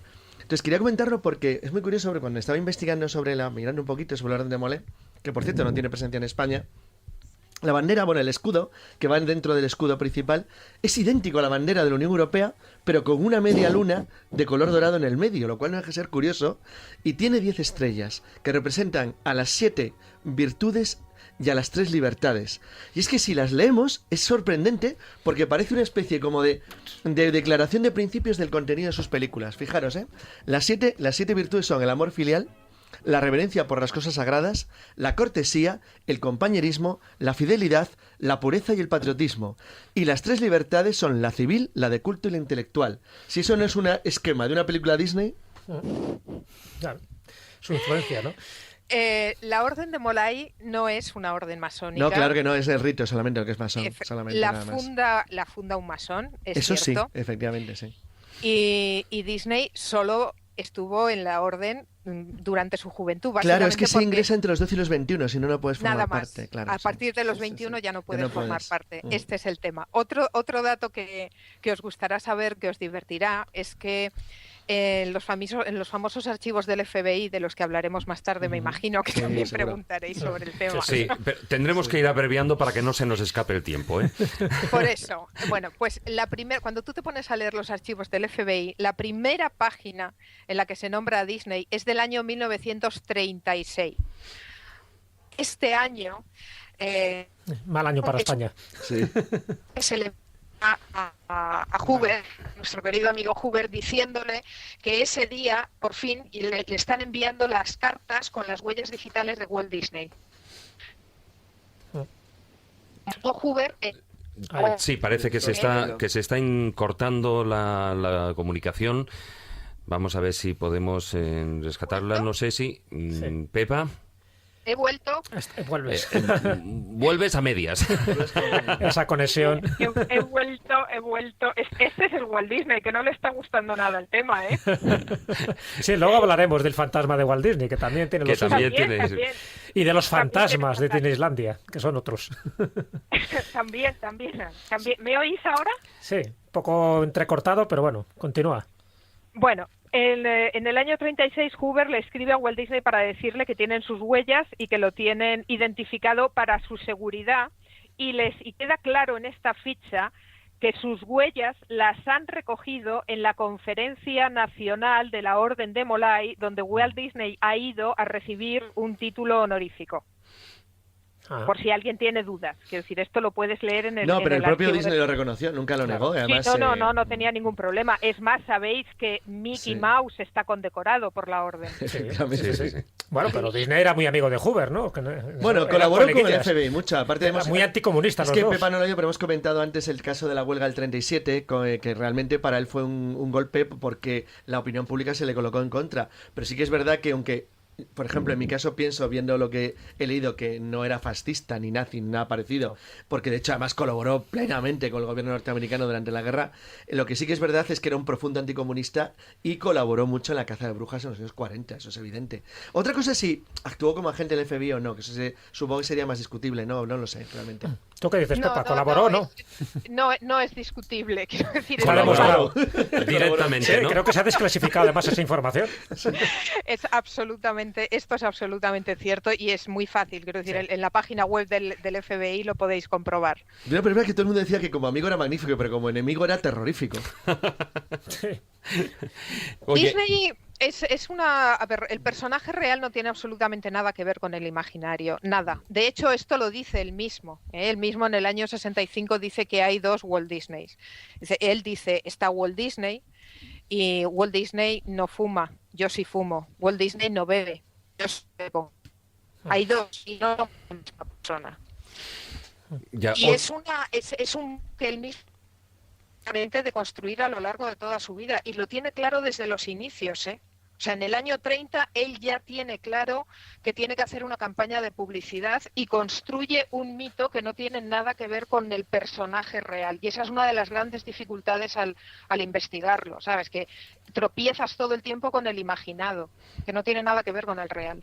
Ya. Otra de las claves, hablando dentro de su hipotética relación, en algunos casos que mucha gente se le ha dado, y evidentemente incluso que hasta era masón, aquí ya lo hemos desmentido. No, masón no, era de una orden de rito masónico. Sí, pero él no era masón, por eso digo que mucha gente cree que él era masón. Otra de las, digamos, esos misterios relacionados un poquitín, hay dos. Por una parte, el Club 33. Sí. El Club 33, que mucha gente cree que es como, cuanto menos, un club privado de rituales, etcétera, etcétera. Es que y sobre el grado 33 también parece influencia masónica, pero es que el Club 33 se crea cuando ya está muerto Disney. Esa es una de las... Con lo cual creo que me parece que no formó parte del mismo. No se crea, se le pone el nombre. Se le pone, vale, sí, es verdad. Disney lo hace, cuenta con él. Porque no sé si sabéis también que a Disneylandia tenía un sobrenombre incluso antes de la inauguración, pero después de inaugurarla, todo el mundo la llamaba la oficina diplomática más feliz de la Tierra. Claro. Y luego está ese Club 33, que en principio, bueno, pues tiene un local físico, que es ahí, está situado en Nueva Orleans, en Disneylandia. En principio en Anaheim, está en el primero, en Anaheim, en el que hace Disney, en Disneylandia, no en Disney World. Sí, en Disneylandia, sí. Está en California, Disney World está en Orlando, está en Florida, está en el primero. Y efectivamente es un sitio que Disney diseña precisamente para recibir a personalidades, porque él ya cuenta que por allí va a pasar todo tipo de gente de alto rango y terriblemente importante que va a necesitar seguridad y que va a querer tener un sitio tranquilo y tomarse una buena copa de coñac. Claro, porque no sé si sabéis que en Disneylandia no se bebe alcohol. Claro, está prohibido, es el único bar, el único lugar dentro de Disneylandia donde se pueden beber bebidas alcohólicas. Efectivamente. ¿Y hay lista de espera en ese club? Sí, que la hay. Es muy difícil entrar. Creo que además ahora ronda la entrada, me parece que son $25,000 y luego no sé si están unos 12,000 que tienes que pagar más cada año por estar. Y tienes que esperar a que hayan vacantes, además. Fíjate. Seguimos con otras de esos nombres claves, ¿no? Porque si por una parte tenemos el Club 33, otros afirman que existe el Club 21. Y eso me parece que ya es más una leyenda urbana. Sí. En Disneylandia a todo el mundo le gusta imaginar cantidad de habitaciones secretas y de pasillos escondidos donde pasan todo tipo de cosas, pero no son más que leyendas urbanas. La de comillas, que no es secreta, pero... ¿estoy aquí? Sí, estás, pero a veces vas, vienes, te manifiestas. Es el fantasma de Disney. El único sitio no es secreto, pero no es accesible al público. Es una magnífica habitación que hay dentro del castillo, que es el... Lo oímos, Pepa, lo oímos excesivamente entrecortado. Vamos a ver si podemos solucionar el tema. A ver, Pepa. Sí. No, parece que ahí se ha cortado. Es uno de esos mitos, de esas leyendas urbanas, y dentro de esos códigos numéricos de esos códigos, lo que te iba a decir, aparte del... Bueno, que no es solamente propio de Disney, propio mucho del cine en general. Hay uno que llaman el código Disney también, que además tiene una letra y un número, que es el A113. Sí, claro. Pero está perfectamente explicado lo que es el A113. Sí, exactamente. Pero eso no quiere decir que sea secreto ni que sea un misterio. Pero mucha gente no lo sabe. Además es curioso porque aparece en varias películas. Como varias. Sí, de todas. Sí. Hombre, no sé si en todas, pero incluso en las actuales, ya no solo en las de Pixar yo creo que casi todas. Casi todas, ¿no? Sí. En Toy Story, en Bichos, en Buscando a Nemo, Los Increíbles, Ratatouille, Wall-E. todas. Siempre aparece un camión, un edificio, un cubo de basura, lo que sea, con el código A113. Y que tiene un significado. Es como el ACME de la competencia. ACME en la Warner. Era el número de la clase que se situaba en el Instituto de las Artes de California, me refiero. Claro. Salía pues prácticamente... La clase de animación, donde digamos, artistas. Todos habían estudiado, todos los que prácticamente estaban trabajando allí en la Pixar, en Disney, habían estado en esa clase, en ese salón del instituto, el A113. Incluido Tim Burton, también estuvo ahí. O sea, que ya es un poco posterior, pero bueno, aparte de los grandes, ¿no? De John Lasseter, de Bram Beer, Tim Burton estuvo también en ese A113 y es un guiño, es una especie de guiño como lo que tú dices de Acme o de ciertas marcas que de muchas películas americanas tiene que salir una Porque marca. Los teléfonos americanos de películas siempre empiezan por 555. Sí, es un detalle muy curioso, fijaros. Bueno, me parece que hemos recuperado la conexión con Pepa Yausás. Pepa, ya estás aquí. Bien. Sí. Venga, sé que nos has dejado a medias. Y no hay nada peor que nos dejes a media y nos cuentes encima lo del Club 21. Hay una habitación fantástica y maravillosa en el castillo, que solo se abre para determinadas personalidades, pero es una habitación, diría de hotel, pero es la habitación de la princesa, ¿no? Esta sí. Esta no es pública, tú no la puedes alquilar. Esa es real, incluso. Es real, incluso, pero que se pensaba, se construyó incluso para la familia del hermano de Walt Disney, si no me equivoco, para Roy. ¿Puede ser? No, qué va. Disney, Roy nunca tuvo casa en Disneylandia. Disney se construyó una casa, un apartamento pequeño para poder estar allí todo el tiempo y después estaba diseñando una señora casa en condiciones, pero no llegó a tiempo, no se acabó antes de que Disney se muriera. Disney se murió y no la llegó a ver acabada. Y esta casa ahora la han convertido en un museo y es visitable. Y es visitable. Sí. ¿Y dónde dices que se ve el fantasma? Claro, porque ya que estamos hablando de esa casa, es aquí, es en el donde tenía él, además... Bueno, pero además tiene conductas espectrales, ¿no? Porque siempre hace lo mismo, ¿no? De una manera repetitiva. Se sigue repitiendo las cosas. Sí. ¿Dónde estaría? Aparte de ¿dónde hablan? ¿De Disney World o Disneylandia? Donde aparecen otro tipo de fantasmas en las atracciones de los Piratas del Caribe y de la Mansión Encantada. ¿Dónde sería? ¿En qué parque temático? Yo no he sido. Tú no has sido. No, pues... el fantasma de Disney. Esta es una de las historias más bonitas porque hay muchos fantasmas en Disneylandia, pero una de mis favoritas es la primera, la inicial, porque al poco de morir Disney, uno durante la noche hay muchos trabajadores de Disney en Disneylandia y uno de ellos reportó que él a cierta hora se apagan todas las luces, automáticamente todo se desconecta. Y reportó que después de haberse apagado las luces, la luz de la oficina de Walt Disney seguía encendida. Y así una noche y otra noche, y cuando tú vas por la mañana, porque ellos cuentan que esto sigue pasando, que cuando van por la mañana al antiguo despacho, que está como él lo dejó, los papeles están siempre revueltos. De todas formas, esta luz es la que dicen que se mantiene siempre encendida en el piso superior al parque de bomberos. Sí. Ahí es donde él tenía el apartamento. Lo que ocurre es que se supone que es el fantasma de Disney quien la enciende, no es que la tengan ellos. Bueno, le estás quitando. No. Yo he leído que era. No, entonces, un detalle importante. Que había una explicación a todo esto. Evidentemente, que los trabajadores, él decía que él quería que su presencia, para que la gente siguiera pensando que él permanecía allí, que esa luz siempre debía estar encendida.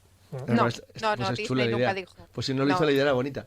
Una cosa solo sobre lo de los parques en sí mismos. Otra cosa de las aportaciones que habitualmente no se le consideran a la Disney como tal, y sin embargo lo tiene. Es una revolución en el tema del parque temático moderno, en la forma que él construyó y edificó, ideó el primero de los parques, el de Los Ángeles. Y es que es curioso porque él en principio lo pensó hacer pura y simplemente como una especie de zona de descanso para sus empleados. Sí. En una cosa aparentemente mucho más modesta. Y se ha convertido en la práctica en el primero de los grandes parques temáticos del mundo, de los que luego han ido copiando. Otras cosas que la empresa como tal y la compañía ha tenido mucha más trascendencia de lo que habitualmente se reconoce. Yo no estoy muy segura de dónde ha sacado esta información, Carlos. Sí, no es la primera. Las leyendas de que había parques temáticos de ese tipo anteriores son falsas. Es que se había inspirado en uno en Argentina. Todo eso no es real. Es el primero del mundo, de ese tipo. No. Vamos a ver. Los parques... De este tipo. O sea, de este que tipo. No sea un parque de pero atracciones. los famosos campos elíseos de finales del 19... Pero no tiene nada que ver. Era... No bueno, algo y además estaban vinculados a las atracciones. Pero que está vinculado a una compañía, a una empresa, que eso es un negocio. Es una idea totalmente novedosa y original. Bueno, no es que esté vinculado a una compañía. Es que es de la compañía. No, está vinculado a él, a una persona. Esta es la parte de Disney que no conocéis. O sea, a Disney solo tiene una religión y solo hay una cosa que le interesa en el mundo y se llama Walt Disney. Y Walt Disney es lo más parecido a Luis XIV, Carlos, lo más parecido. Bueno, sin peluca. Sí.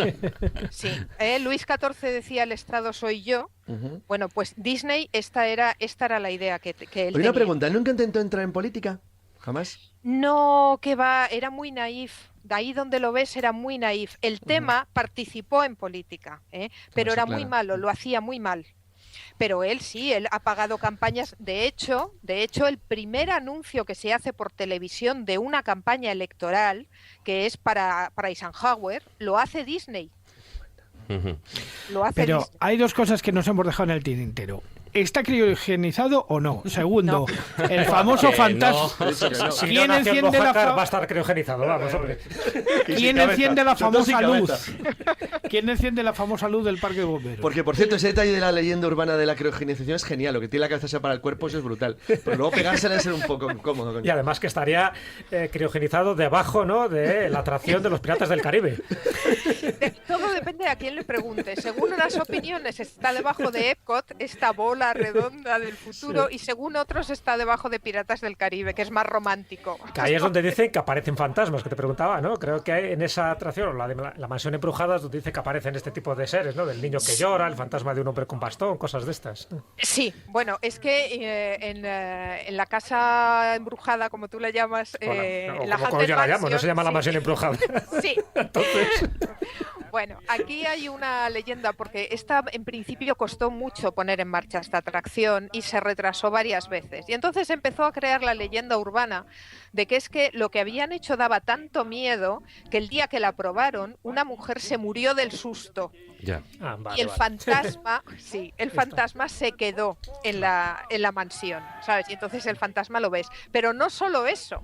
Resulta que hay gente que tiene no me preguntéis, la extraña idea de querer llevar allí las cenizas de sus difuntos. Y que las han vertido. No, más de uno, ¿no? Esa es la porquería aquello. Esa es la leyenda. Oye, vamos con otra leyenda y escucha esta música. So let's give the good old White House to tricky, wacky, witty, Bolsheviki, Vicky Bow.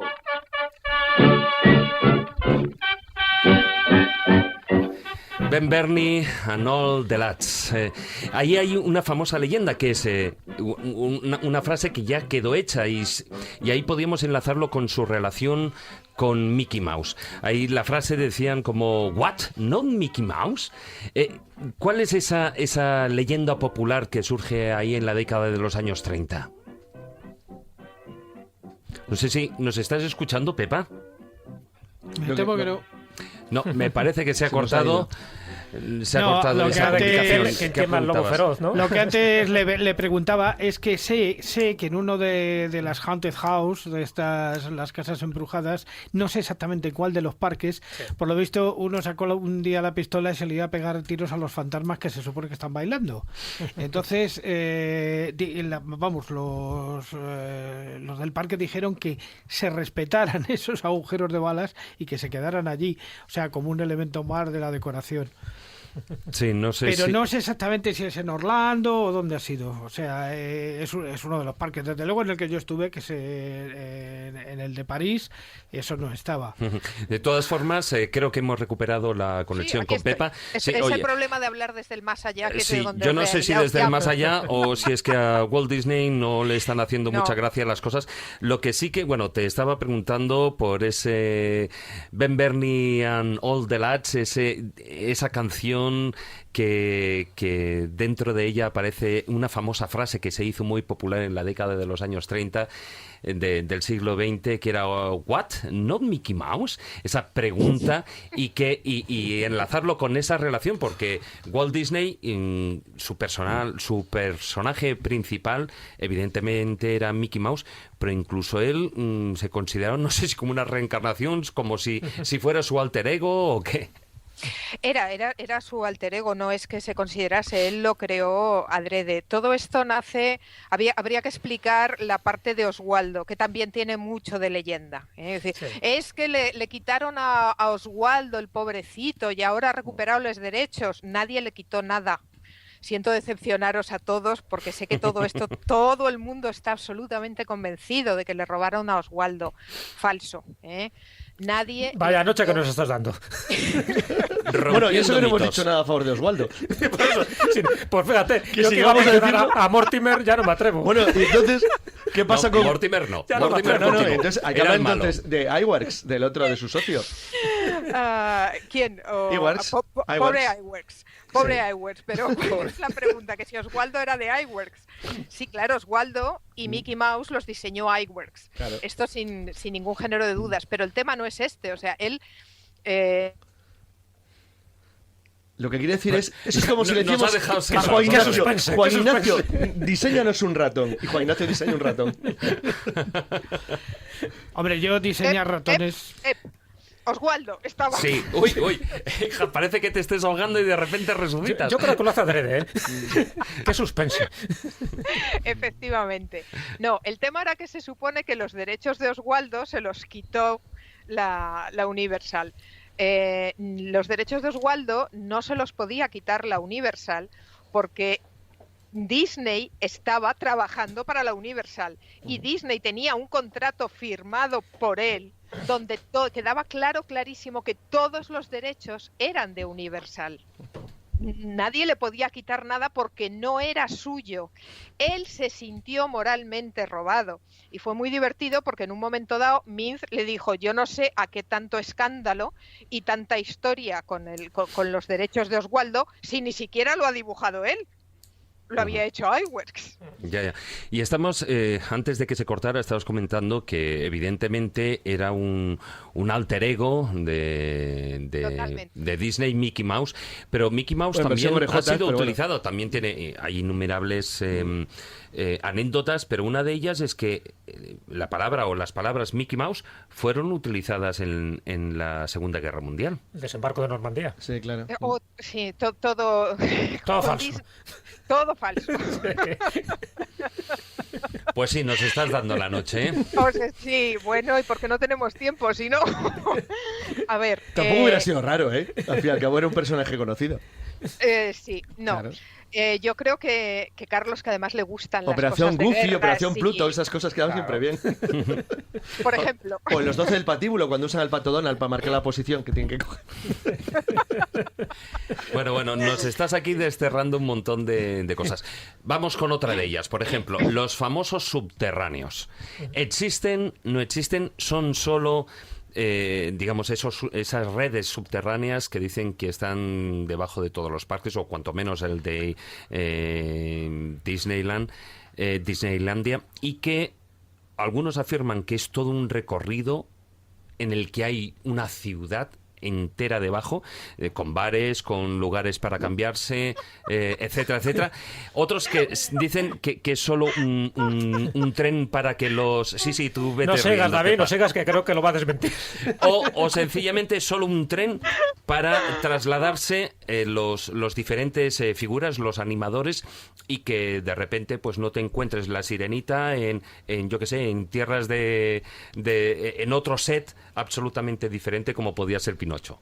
Los utilitos efectivamente existen y son simplemente corredores tan grandes como la Disneylandia que tienes encima, donde hay, bueno, pues de todo, desde las tuberías a contenedores, por aquí circula la basura, los personajes, por aquí circula efectivamente todo con la finalidad de que los que estamos arriba no perdamos la magia. ¿Entiendes? Cuando Disney hizo su primer Disneyland, pues estaba allí en el Magic Kingdom y de repente vio pasar un vaquero que iba hacia Frontierland, ¿no? Y dijo, uy, qué mal rollo, si yo estoy aquí con las princesas, esto no pega ni con cola. Y entonces decidió que esto había que solucionarlo y los trabajadores tenían que poder moverse sin que se les viera. Y muchísimo más todas las toneladas de basura que se generan, la comida que tiene que llegar a los restaurantes. Disneylandia es una ciudad, Disneylandia es muy grande, mucho, y requiere toneladas y toneladas de cosas que se tienen que mover y que si las vieras perderías la magia. Entonces tú cuando vas a Disneylandia, yo no sé si alguno más aparte de Maese habéis estado allí, cuando vas a Disneylandia no ves nada que no sean sonrisas, colores, maravilla, ¿entiendes? Todo es limpio, todo es perfecto. Es como estar dentro de una de las películas de Disney, que es lo que él quería. O sea que cuando les dan directamente el vestuario, les dan una bombona con el gas de la risa. Sí. Porque eso también es otra historia. Efectivamente. Además hay todo un código de comportamiento, de forma de vestirse, hay millones de pequeños detalles. Un empleado de Disney nunca apuntará nada con un dedo. Si tú le dices, quiero esa figura... Es verdad, eso es cierto, ¿no? Lo de los códigos de señales que tienen clarísimos de educación, ¿no? Es verdad. Totalmente. Mira, una cosa que es verdad. Oye, y el código, y eso son lo de... Y ese código que existe... Bueno, código, que cuando dicen, se acerca Andy... Los muñecos... Sí, el Andy's coming. Esto que se tiran todos al ¿Los suelo, muñecos se tienen que tirar al suelo? Esto lo empezaron a hacer al principio. Al principio sí lo hacían. Hasta que se manchaban. Pero... el barro y las cosas. No, más que nada es que fue un caos, porque había tantísimos niños diciendo se acerca Andy, se acerca Andy, se acerca Andy, que bueno, no. Para quien no lo sepa, Andy es el niño protagonista, sí. El niño de carne y hueso, por decir de una manera, protagonista de la saga de Toy Story, ¿no? Story, sí. Pero os puedo contar otra anécdota que seguro que no la sabéis, que bueno, después del tema de la huelga, Disney, que tenéis esta idea de ser maravilloso, era un jefe bastante dificilito Acabamos de decir llevar. Que era un jefe muy duro. Es que yo no estaba. Sí, claro. Hemos dicho que tenía un lado oscuro, Que tenía un lado malo, que pagaba muy bien a su gente en los años 30, pero que en los años 30, a pesar de pagarles muy bien, les prohibía sindicarse, que tuvo un enfrentamiento muy serio. Las mujeres no estaban muy contentas con él. Pagaba muy bien a su gente. No, en los años 30 era el que mejor pagaba, claramente. Pagaba bien, sobre todo después de Blancanieves. Pero es que lo curioso es que le enfada mucho la de Huelva. Aquí, Carlos, tengo que decirte que tus fuentes no son muy precisas. Tampoco pagaba bien, vaya hombre. No solo no pagaba bien, sino que este gran empresario, que es lo que era, aprovechó muchísimo el tirón de la crisis de después del 29. Y uno de los problemas que tuvo en la huelga es que a la gente que le pagaba una miseria, la mantenía porque, aparte de que estaban haciendo historia, les prometió que les daría beneficios de la Blancanieves que luego no les dio. Que es por lo que llega la huelga, eso sí, la del 37. La huelga llega por muchas cosas, pero esto es la gota que colma el vaso. Porque además no tenía firmado lo de los contratos, pero así luego despidió a muchos, ¿no?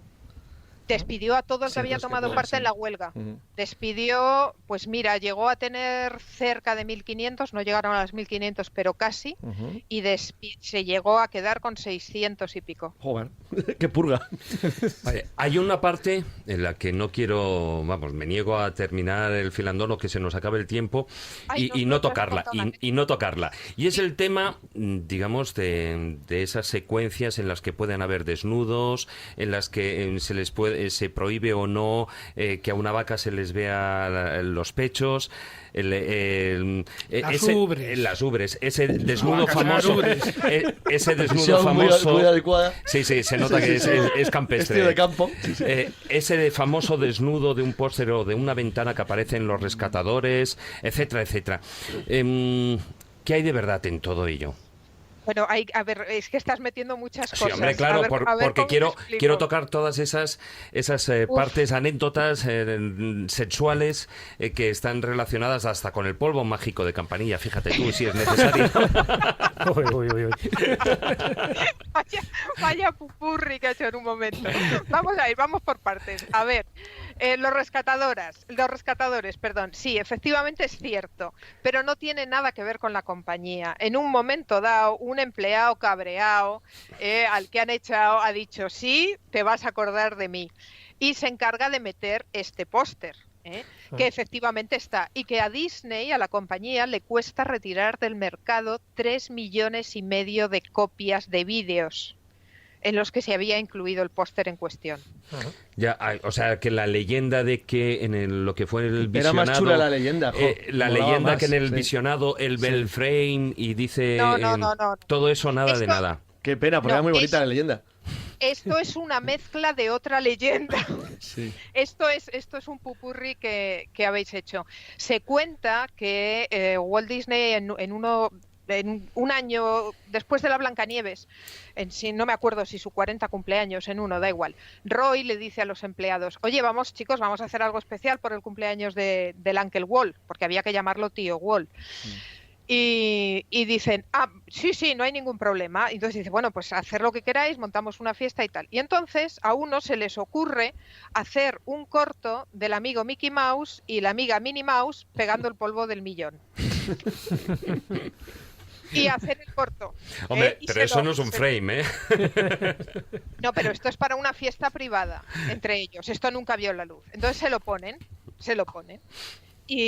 Y aquel, ¡oh, qué bueno! El tío Wall allí mirando, ¡qué divertido, qué gracioso, qué bien hecho está! ¿Quién lo ha hecho? Es fantástico. Y entonces se levantan aquellos dos: pues lo hemos hecho nosotros. Vale, muy bien, ya podéis coger los trastos y largaros. Estáis en la calle, ¿no? Qué poco sentido del humor. Sí, la verdad. Sí. Y automáticamente recogió todas las copias, por supuesto. Tenéis que saber que una cosa que sí es cierta es que tenía una memoria de elefante. Tenía una memoria prodigiosa y no perdonaba ni una. Jamás se le olvidaba nada. Vaya. Nada. Ya.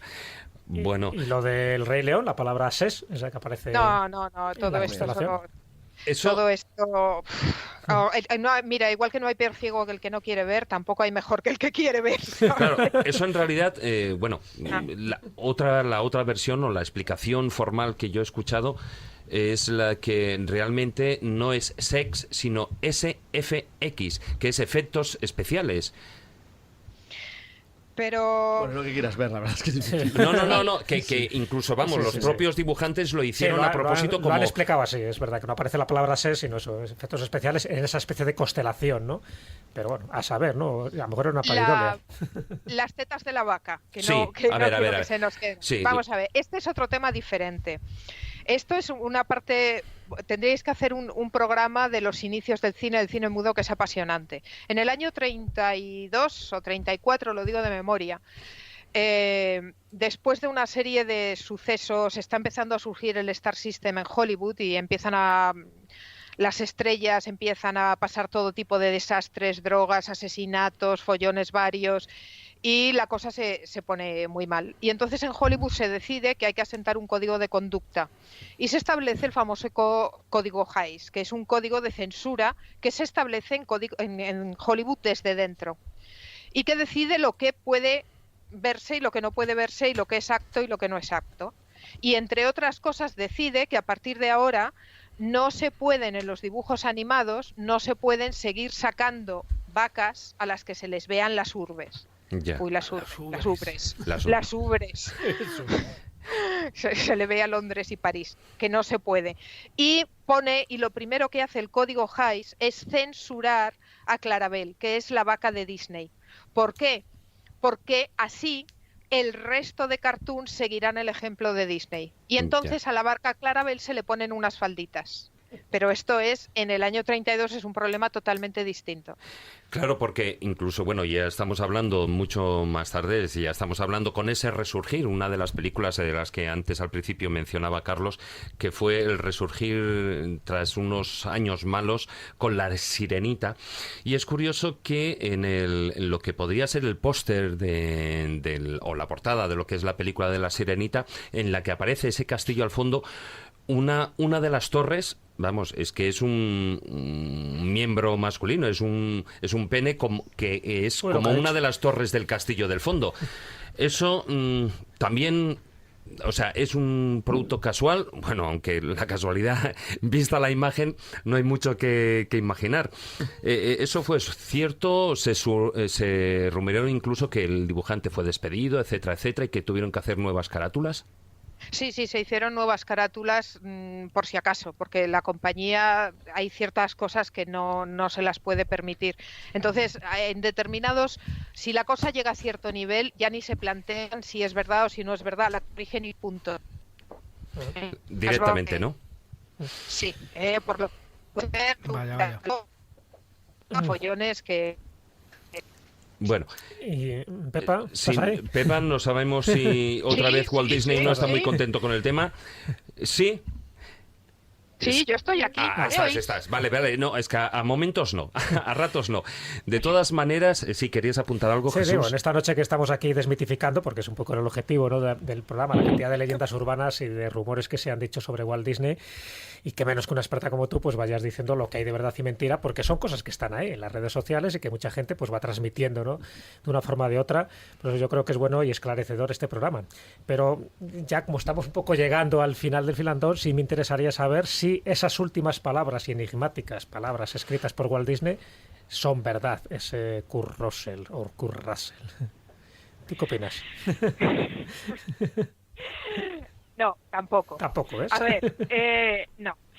Cuando Disney sale de su despacho el último día, Disney sale en principio para ir al médico a revisarse una antigua lesión que se hizo en el año 38, si no voy mal, ¿eh? Y él, bueno, ya harto, Disney tenéis que saber que vivía sometido a un... Aún. No, nos has dejado así. Aún. Estaba sometido a un... Me imagino que estará refiriéndose a que ya tenía un cáncer de pulmón y que evidentemente pues estaba con continuas revisiones, ¿no? Claro, lo que dice la leyenda urbana, hasta que venga Pepa Yausas, la leyenda urbana es que él dejó escritas unas palabras, unas enigmáticas palabras donde ponía Kurt Russell o Kirk Russell, que en definitiva se estaba refiriendo a ese actor que todavía era jovencillo, que parece que quedó prendado, no desde un punto de vista sexual y emocional, sino por las dotes interpretativas que tenía. Entonces llamaba mucho la atención que el último nombre que aparece descrito en esta nota que hace Walt Disney sea ni más ni menos que la de un actor que por entonces no era demasiado conocido, y estamos hablando del año 66. De ahí un poco esa leyenda urbana de por qué esto ocurre y si era verdad y no era verdad esa anotación, ¿no? Entonces, bueno, por eso era un poco lo que le comentara Pepa, pero no sé si al final ha podido venir para poder transmitir y despedirla, ¿no?, en este filandón. No, todavía no. Lo que sí que me gustaría que, no terminar el filandón sin poner una parte, porque si estamos hablando de... Me dicen desde Control, Víctor me dice que ya tenemos ahí a Pepa. Dolor, que tenían mucho dolor. Mucho dolor. Lo que hemos interpretado aquí, madre mía. Bueno, lo que te has perdido. No, vivía sometido al dolor, ¿eh? Disney sufría muchísimo, tenía muchísimos dolores y al final él lo que entra en el hospital es para que le operen de la columna. Lo que ocurre es que al entrar le descubren el cáncer y ya no vuelve a salir. Bueno, sale para ir a celebrar a su casa Acción de Gracias. Sí. Ya vuelve a entrar y ya no volverá a salir. Y ya vuelve a salir cuando le criogenizan, ¿no? Sí. Pero cuando le quitan la cabeza, que eso es muy importante. Que esa es la otra. Esa es la otra leyenda. Lo que me parece... Sí. Entonces, él cuando se va encima de su despacho deja sus últimos notas de trabajo. Y en esas notas aparece el nombre de Kurt Russell, que en aquella época trabajaba en una película de Walt Disney. Bueno, en una no, trabajaba en unas cuantas. Sí. Y mira, la cosa se ha ido liando hasta llegar a que son sus últimas palabras, pero no, para nada. Simplemente es una nota que deja encima de la mesa con su nombre escrito, nada más. Menos mal que no apareció Kurt Russell para decir si había la palabra herencia detrás de su nombre. Y vamos a escuchar, ahora vamos a poner un pequeño corte porque sí... la figura del ratón Mickey era su alter ego. Las cosas parecía que, bueno, tal vez podían ser diferentes con el Pato Donald. De hecho, hay unas, bueno, no sabemos si eso fue propio o si Walt Disney en su momento, porque él estaba vivo, se enteró, pero vamos a poner una grabación, un corte original de un famoso corte en el que, bueno, el Pato Donald lucha contra lo que es el mecanismo de un reloj, ¿no? Y en ese mecanismo él dice algo así como "fuck you", entre otras cosas, y es decir, jódete o fastídiate, etcétera, etcétera. Luego parece que dicen algunas cosas más. Suavizándolo. El Sí. es cáspica, ¿no? Algo así. O jolines, ya, de cáspica nada, ¿no? Pero, ¿lo sigues degradando? Pero después me parece que incluso el texto continúa. Vamos a escucharlo y tú, Pepa, que creo que sigues ahí, estás, ¿no? Sí, de momento estás, vale. Nos comentas si fue un montaje o no, o si fue real. Escuchemos las imágenes.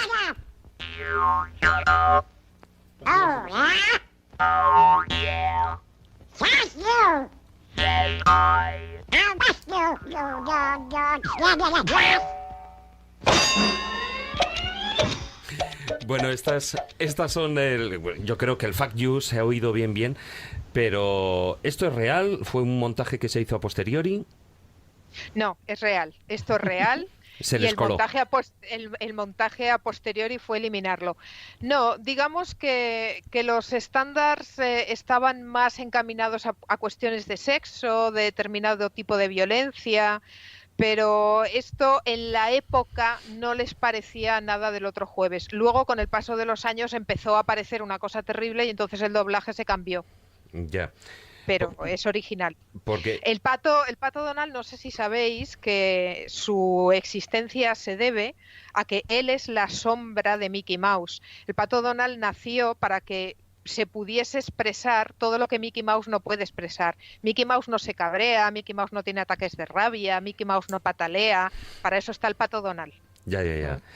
Que es el alter ego mío porque siempre está cabreado. Bueno, Pepa, el tiempo se nos, como siempre digo, se nos escapa de las manos, se nos ha ido por completo. Muchísimas gracias por haber estado esta noche con nosotros, aunque, bueno, algunos te odiaremos eternamente por aquello de habernos desmitificado algunas cosas y algunas secuencias de Disney, pero muchas gracias por haber estado por aquí, por Escobulandia. A vosotros. Muchas gracias, Pepa. Ha sido una visita fantástica. Muy bien. Hasta pronto. Muchas gracias. Un beso. Un abrazo. Hasta cuando queráis. Un beso. Chao.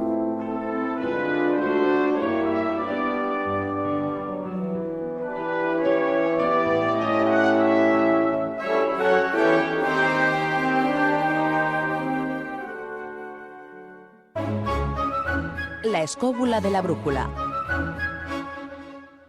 Hola, soy una de las muchas personas que colabora con la UID comprando su euroboleto. Por tan solo €1 diario, ayudas a muchas personas con discapacidad y al mismo tiempo tengo la opción de hacerme millonario. ¿Y a ti no te gustaría serlo? Organización Impulsora de Discapacitados, 902-113-883. Si eres discapacitado, llámanos. Si no lo eres, apóyanos. Contamos contigo. El laboratorio del imaginante.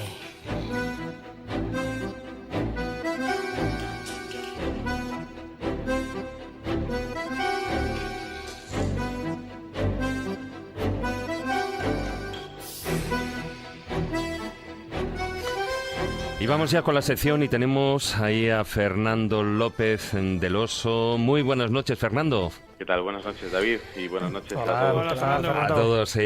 Bueno, el tema de hoy, mira que te lo ponemos difícil, porque hablar del laboratorio del imaginante en un programa sobre el enigma Disney, la verdad es que te ha sido difícil, Pues buscar ahí la conexión.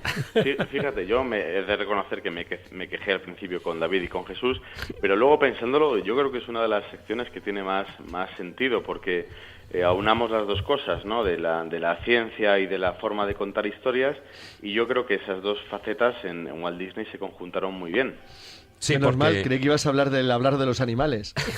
Sí, una característica. Porque, bueno, hay al principio lo decíamos en el sumario, una de las cosas que, aparte de ser un terrible amante de la naturaleza, él humanizaba a los personajes, pero no solo eso, sino que lo que mucha gente no sabe es que sus primeros Oscars no fueron por las películas de dibujos animados, sino que él hizo documentales. Sí, este tema, el del amor de la naturaleza por parte de Walt Disney es muy manifiesto, ¿no? Porque es verdad que al estudio se le conoce desde el principio, sobre todo por sus dibujos animados, pero en la década de los 50 ganó 10 Oscars, la friolera de 10 Oscars, por una serie de documentales y cortometrajes basados en el mundo animal. Por ejemplo, 6 Oscars de cortometrajes centrados en las focas, castores, pájaros, espacios naturales, otros 2 Oscars de cortometraje documental ambientados, uno en Alaska y otro en el Ártico, y por último 2 Oscars más del largometraje documental, uno que se llamaba El desierto viviente y otro La pradera en fuga. Y de hecho se comenta también que el propio Walt Disney pasaba largos espacios de tiempo en espacios naturales observando a los animales, y no solo para aprender a dibujarlos correctamente. De hecho se sabe también que llevaban animales a los propios estudios para que los dibujantes los pudieran tener de modelos, sino también para ir estudiando esos comportamientos animales y esas relaciones que establecían entre ellos, y quizá para extraer de todo aquello una serie de conclusiones, una serie de ideas que quizá le sirvieron de base para ese enorme éxito internacional que él tuvo. Claro, porque él, una de las cosas que él hacía y fundamental, aparte de estudiar a los animales, de estudiar su comportamiento y la relación entre ellos y tal, lo que hacía que fueran mucho más cercanos a todos nosotros y a todos los niños, evidentemente, era humanizarlos. Claro, la verdad es que tiene 2 formas de tratar a los animales, ¿no? Por un lado están los animales humanizados, que son los que podemos pensar, por ejemplo, como Mickey Mouse, que es digamos el icono del estudio, Donald, Goofy, Pluto, y luego los que aparecen en películas, por ejemplo, como Robin Hood. Estos también se cuelan otros pequeños siempre, como el ratón de Dumbo, Pepito Grillo en la película de Pinocho. Exactamente. Y estos, más que animales, yo creo que son prácticamente seres humanos que tienen forma de animal, porque llevan ropas, manejan artefactos, viven en casas, tienen hábitos humanos, y las aventuras suyas discurren en un mundo que es muy parecido al nuestro. Pero sí es verdad que están imbuidos de un par de características que escogió Walt Disney con una gran inteligencia. La primera es que estos dibujos, estos diseños explotan una debilidad fisiológica de los humanos, o mejor dicho, de los mamíferos, para caernos bien. Y es que en nuestro diseño arcaico cerebral tenemos implantado el reconocimiento de seres que tienen la cabeza grande y los ojos proporcionalmente grandes, lo cual encaja con la apariencia de la mayor parte de las crías de mamífero, lo cual no es una casualidad. Es decir, podemos pensar en un niño pequeño o en un cachorrito de perro o de león o de ciervo, y todos esos rostros tienen prácticamente el mismo esquema. Ya. Y ante esa visión nosotros tenemos un comportamiento asociado que despierta un sentimiento de simpatía, de cariño y de protección, que lo tenemos así, pues por ejemplo, para no ser agresivos con nuestras crías. Entonces, por eso Mickey Mouse, por ejemplo, nos cae tan simpático, y por eso también los niños se sienten tan identificados con estos personajes, porque lo reconocen como iguales. Hay una teoría, qué curiosa, hay una teoría de una novela, me estaba intentando acordarme cuál era el título, es una novela sueca de ciencia ficción, en la que se desarrollan los primeros contactos en Europa entre neandertales y sapiens, y sostiene una teoría muy parecida. Dice que uno de los motivos, posiblemente basado en observación, es que a los neandertales, los humanos, nuestros, a los sapiens, les resultábamos muy tiernos. Si nos veían con un aspecto para ellos muy enternecedor, lo cual no sería ninguna tontería, ¿eh?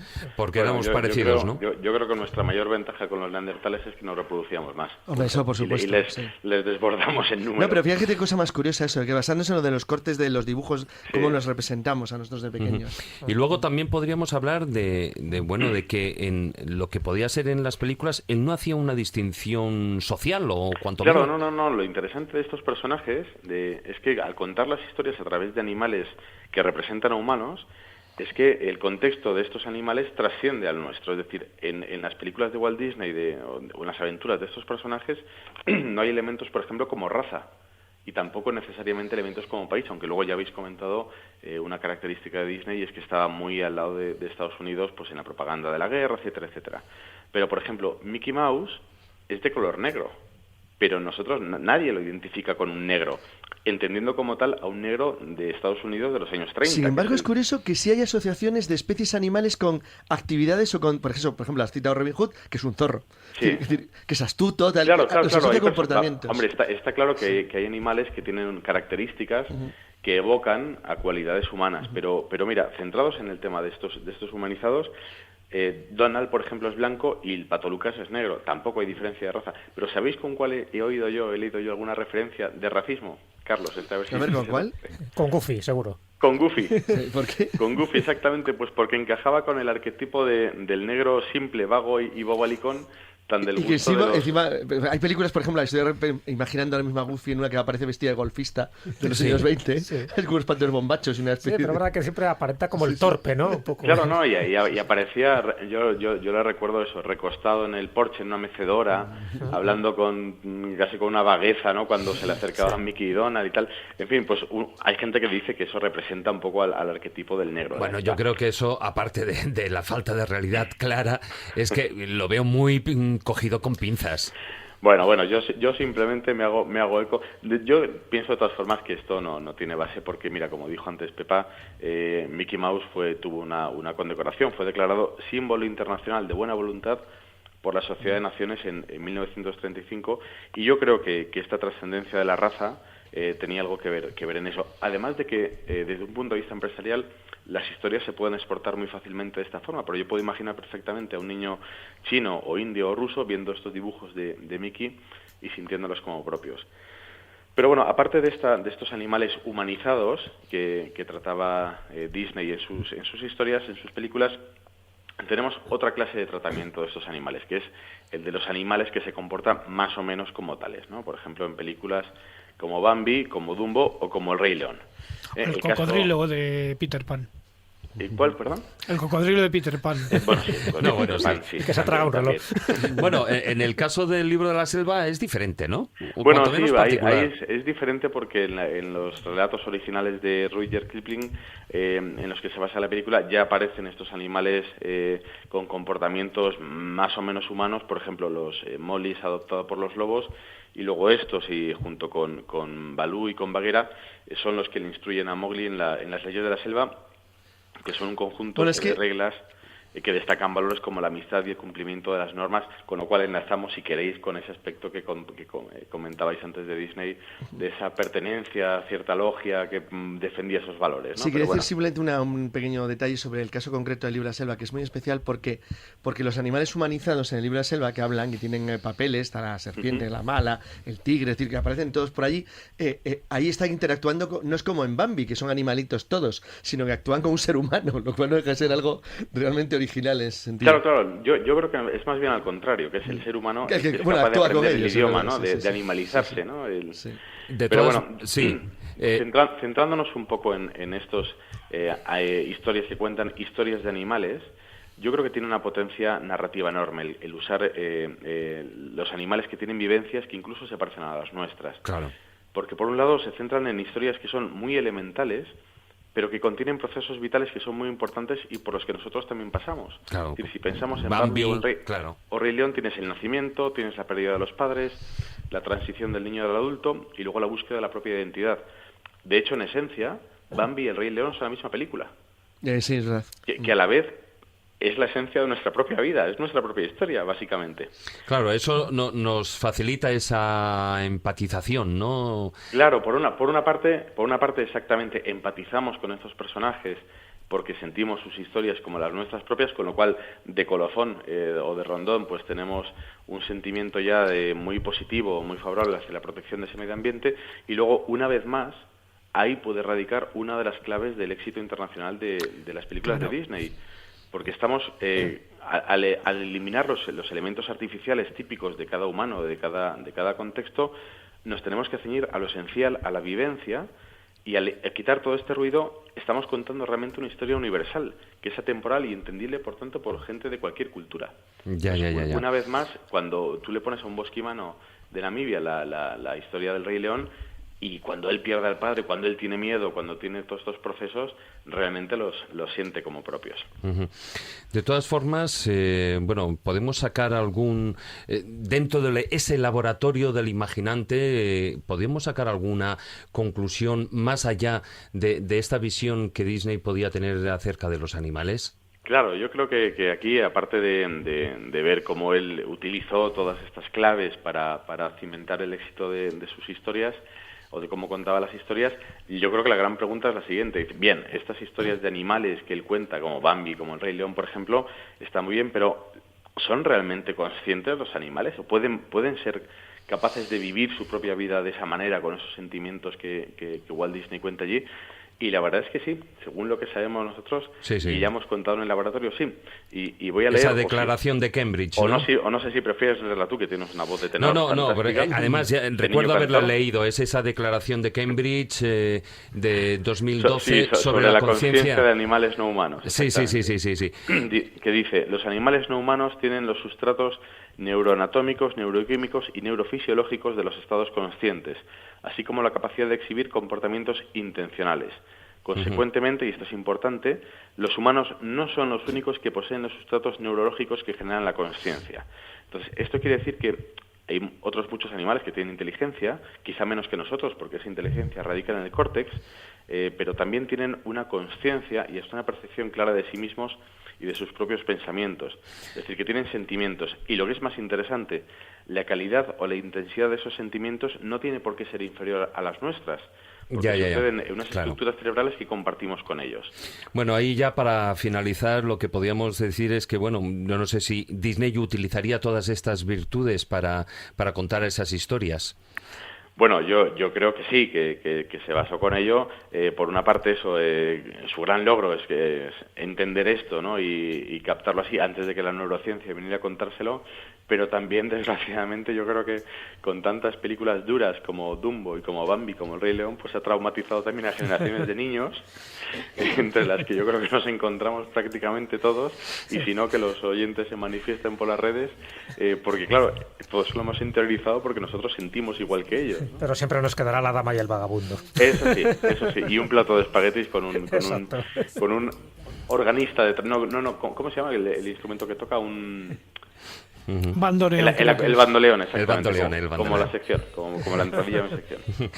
Bueno, pues muchas gracias, Fernando, por haber estado esta noche aquí con nosotros. Bueno, y te dejamos ahí de fondo ese Rey León, ese ciclo de la vida. Un abrazo, Fernando. Un abrazo para vosotros. Chao, hasta luego. Hasta luego.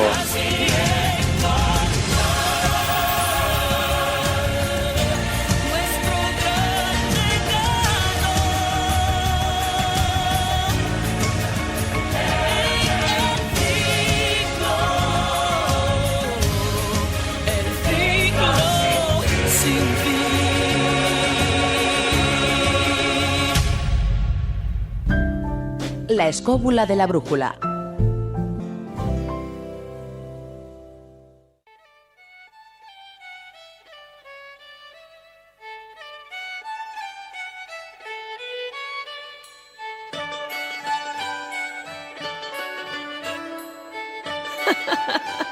Los cuentos de Callejo.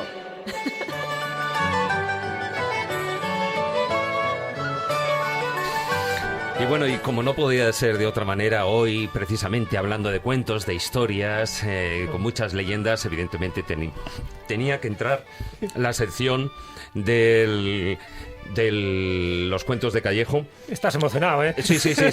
No, sobre todo porque he visto por ahí una cosa que decía, los cuentos en verso para niños perversos. ¿Qué es eso? Bueno, esta vez me parecía oportuno contar, en este caso narrar, un cuento bastante insólito de Roald Dahl. Para muchos oyentes, Roald Dahl les sonará como el autor de grandes libros muy populares y muy infantiles como Charlie la fábrica de chocolate, o la de Matilda, El gran gigante bonachón, Las brujas, Relatos de lo inesperado. Algunas se han hecho películas, ¿no? Y de hecho él también hizo el primer cuento infantil, es el de los Gremlins, que se lo propone a Disney, lo escribe para él como una especie de largometraje animado que nunca se lleva a cabo, queda ahí en el tintero, pero dentro de la gran producción literaria que tiene Roald Dahl, y aparte este contacto con Disney, con lo cual pues encaja perfectamente en el tema de hoy, él tiene una serie de cuentos donde da una versión distinta a los cuentos clásicos, y eso lo llaman los cuentos en verso para niños perversos. Entonces, bueno, este lógicamente está traducido al castellano con una rima a veces forzada, pero que da una versión muy particular, muy tipo Roald Dahl, de Caperucita Roja, que tiene su gracia, su sentido del humor, su ironía y un final pues un poco ligeramente distinto. Bueno, pues vamos a escucharlo.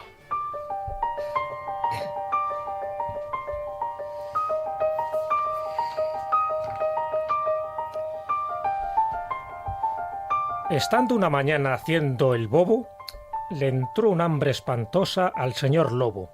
Así que, para echarse algo a la muela, se fue corriendo a casa de la abuela. ¿Puedo pasar, señora?, preguntó. La pobre anciana al verlo se asustó, pensando, «Este me come de un bocado». Y claro, no se había equivocado. Se convirtió la abuela en alimento, en menos tiempo del que aquí te cuento. Lo malo es que era flaca y tan huesuda que al lobo no le fue de gran ayuda. «Sigo teniendo una hambre aterradora». Y al no encontrar ninguna en la nevera, gruñó con impaciencia aquella fiera. «Esperaré sentado hasta que vuelva Caperucita Roja de la selva», que así llamaba al bosque la alimaña, creyendo que estaba en Brasil en lugar de en España. Y porque no se viera su fiereza, se disfrazó de abuela con presteza. Se dio laca en las uñas y en el pelo, se puso una gran falda gris de vuelo, zapatos, sombrerito, una chaqueta, y se sentó a esperar a la nieta. Llegó por fin Caperucita a mediodía y dijo: «¿Cómo estás, abuela mía? Por cierto, me impresionan tus orejas». «Para oírte mejor, que somos un poco sordas las viejas». «Abuelita, ¿qué ojos tan grandes tienes?» «Claro, hijita, estas lentillas me las ha puesto el oculista don Ernesto», dijo el animal mirándola con gesto urgente, mientras pensaba que sabría mejor que su comida precedente. Caperucita dijo: «¿Qué imponente abrigo llevas este invierno?» El lobo, estupefacto, exclamó: «¡Un cuerno! O no sabes el cuento o tú me mientes. Ahora te toca hablar de mis dientes. Oye, mocosa, te comeré ahora mismo y a otra cosa». Pero ella se sentó en un canapé y sacó un revólver del corsé. Con calma apuntó bien a la cabeza y... ¡pam! Allí cayó la buena pieza. Al poco tiempo vi a Caperucita cruzando por el bosque. ¡Pobrecita! ¿Sabéis lo que llevaba la infeliz? Pues nada menos que un sobrepelliz que a mí me pareció de piel de un lobo que estuvo una mañana haciendo el bobo.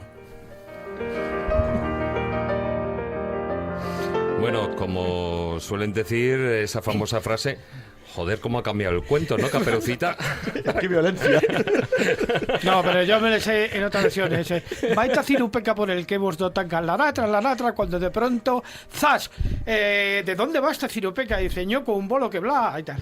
Pero... Tiene la batata de la boca. Ha enloquecido. Sí, Roald Dahl le baterá la cabeza. Bueno.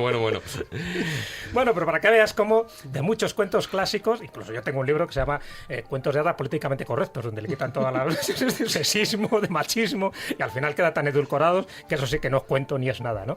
Pero bueno, me parecía gracioso que Roald Dahl, que está caracterizado precisamente por esa influencia, ese cariño que tienen los niños, pues que se dedicara a hacer estos cuentos en verso para niños perversos, y que bueno, que te sorprende, porque no dejan de ser diálogos también humanizados de ciertos animales, siempre con, no tanto con una moraleja, no tanto con una especie de carácter moral, pero sí un poco para epatar, para sorprender y para darnos cuenta de que realmente de cualquier cosa, incluso de lo más lúdico, se le puede sacar también una serie de consecuencias, como hizo Charles Perrault. Ya sabes que todos sus cuentos, en el concreto del Caperucita Roja, que no dura más de página y media, siempre termina con una moraleja. Algo así como, esto le pasa a las niñas tontas que se van por el bosque y hacen caso a señores con barba y que se quitan el sobrepelliz. Y aceptan caramelos, ¿no? A la salida del colegio.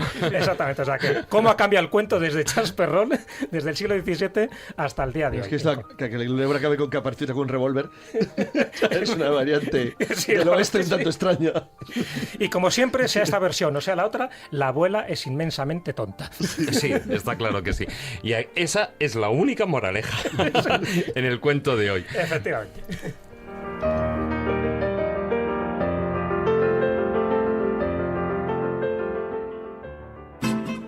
La escóbula de la brújula.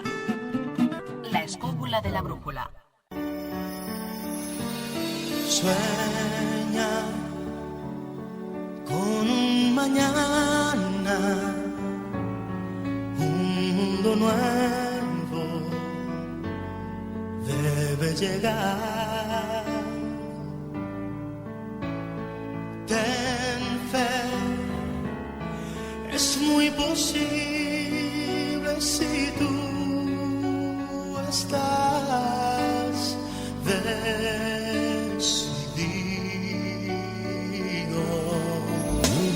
Sueña que no existen fronteras. Sueña con un mañana, no existen fronteras. Nuestro mensaje, evidentemente, para terminar el programa, ¿no, Jesús?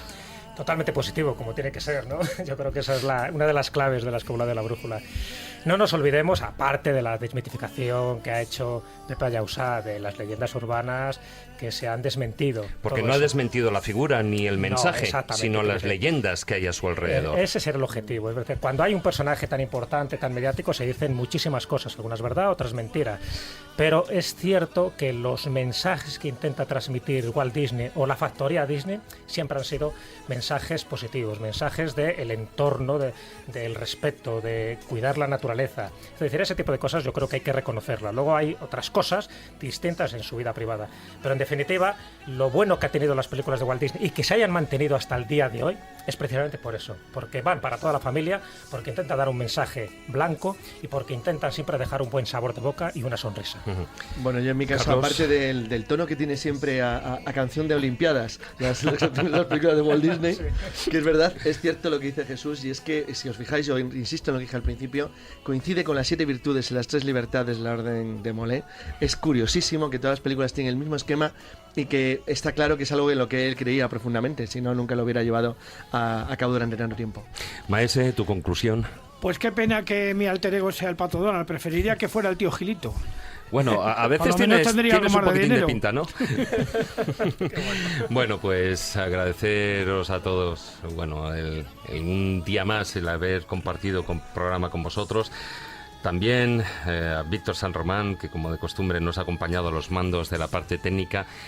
Y evidentemente a todos vosotros, queridos amigos escobuleros, agradeceros una semana más vuestra compañía durante estas 2 horas de programa. Solo me queda recordaros nuestra página web, laescobula.com, y nuestra presencia en las redes sociales, en Facebook, la página oficial La Escóbula de la Brújula, y en Twitter nuestro perfil es @escobuleros.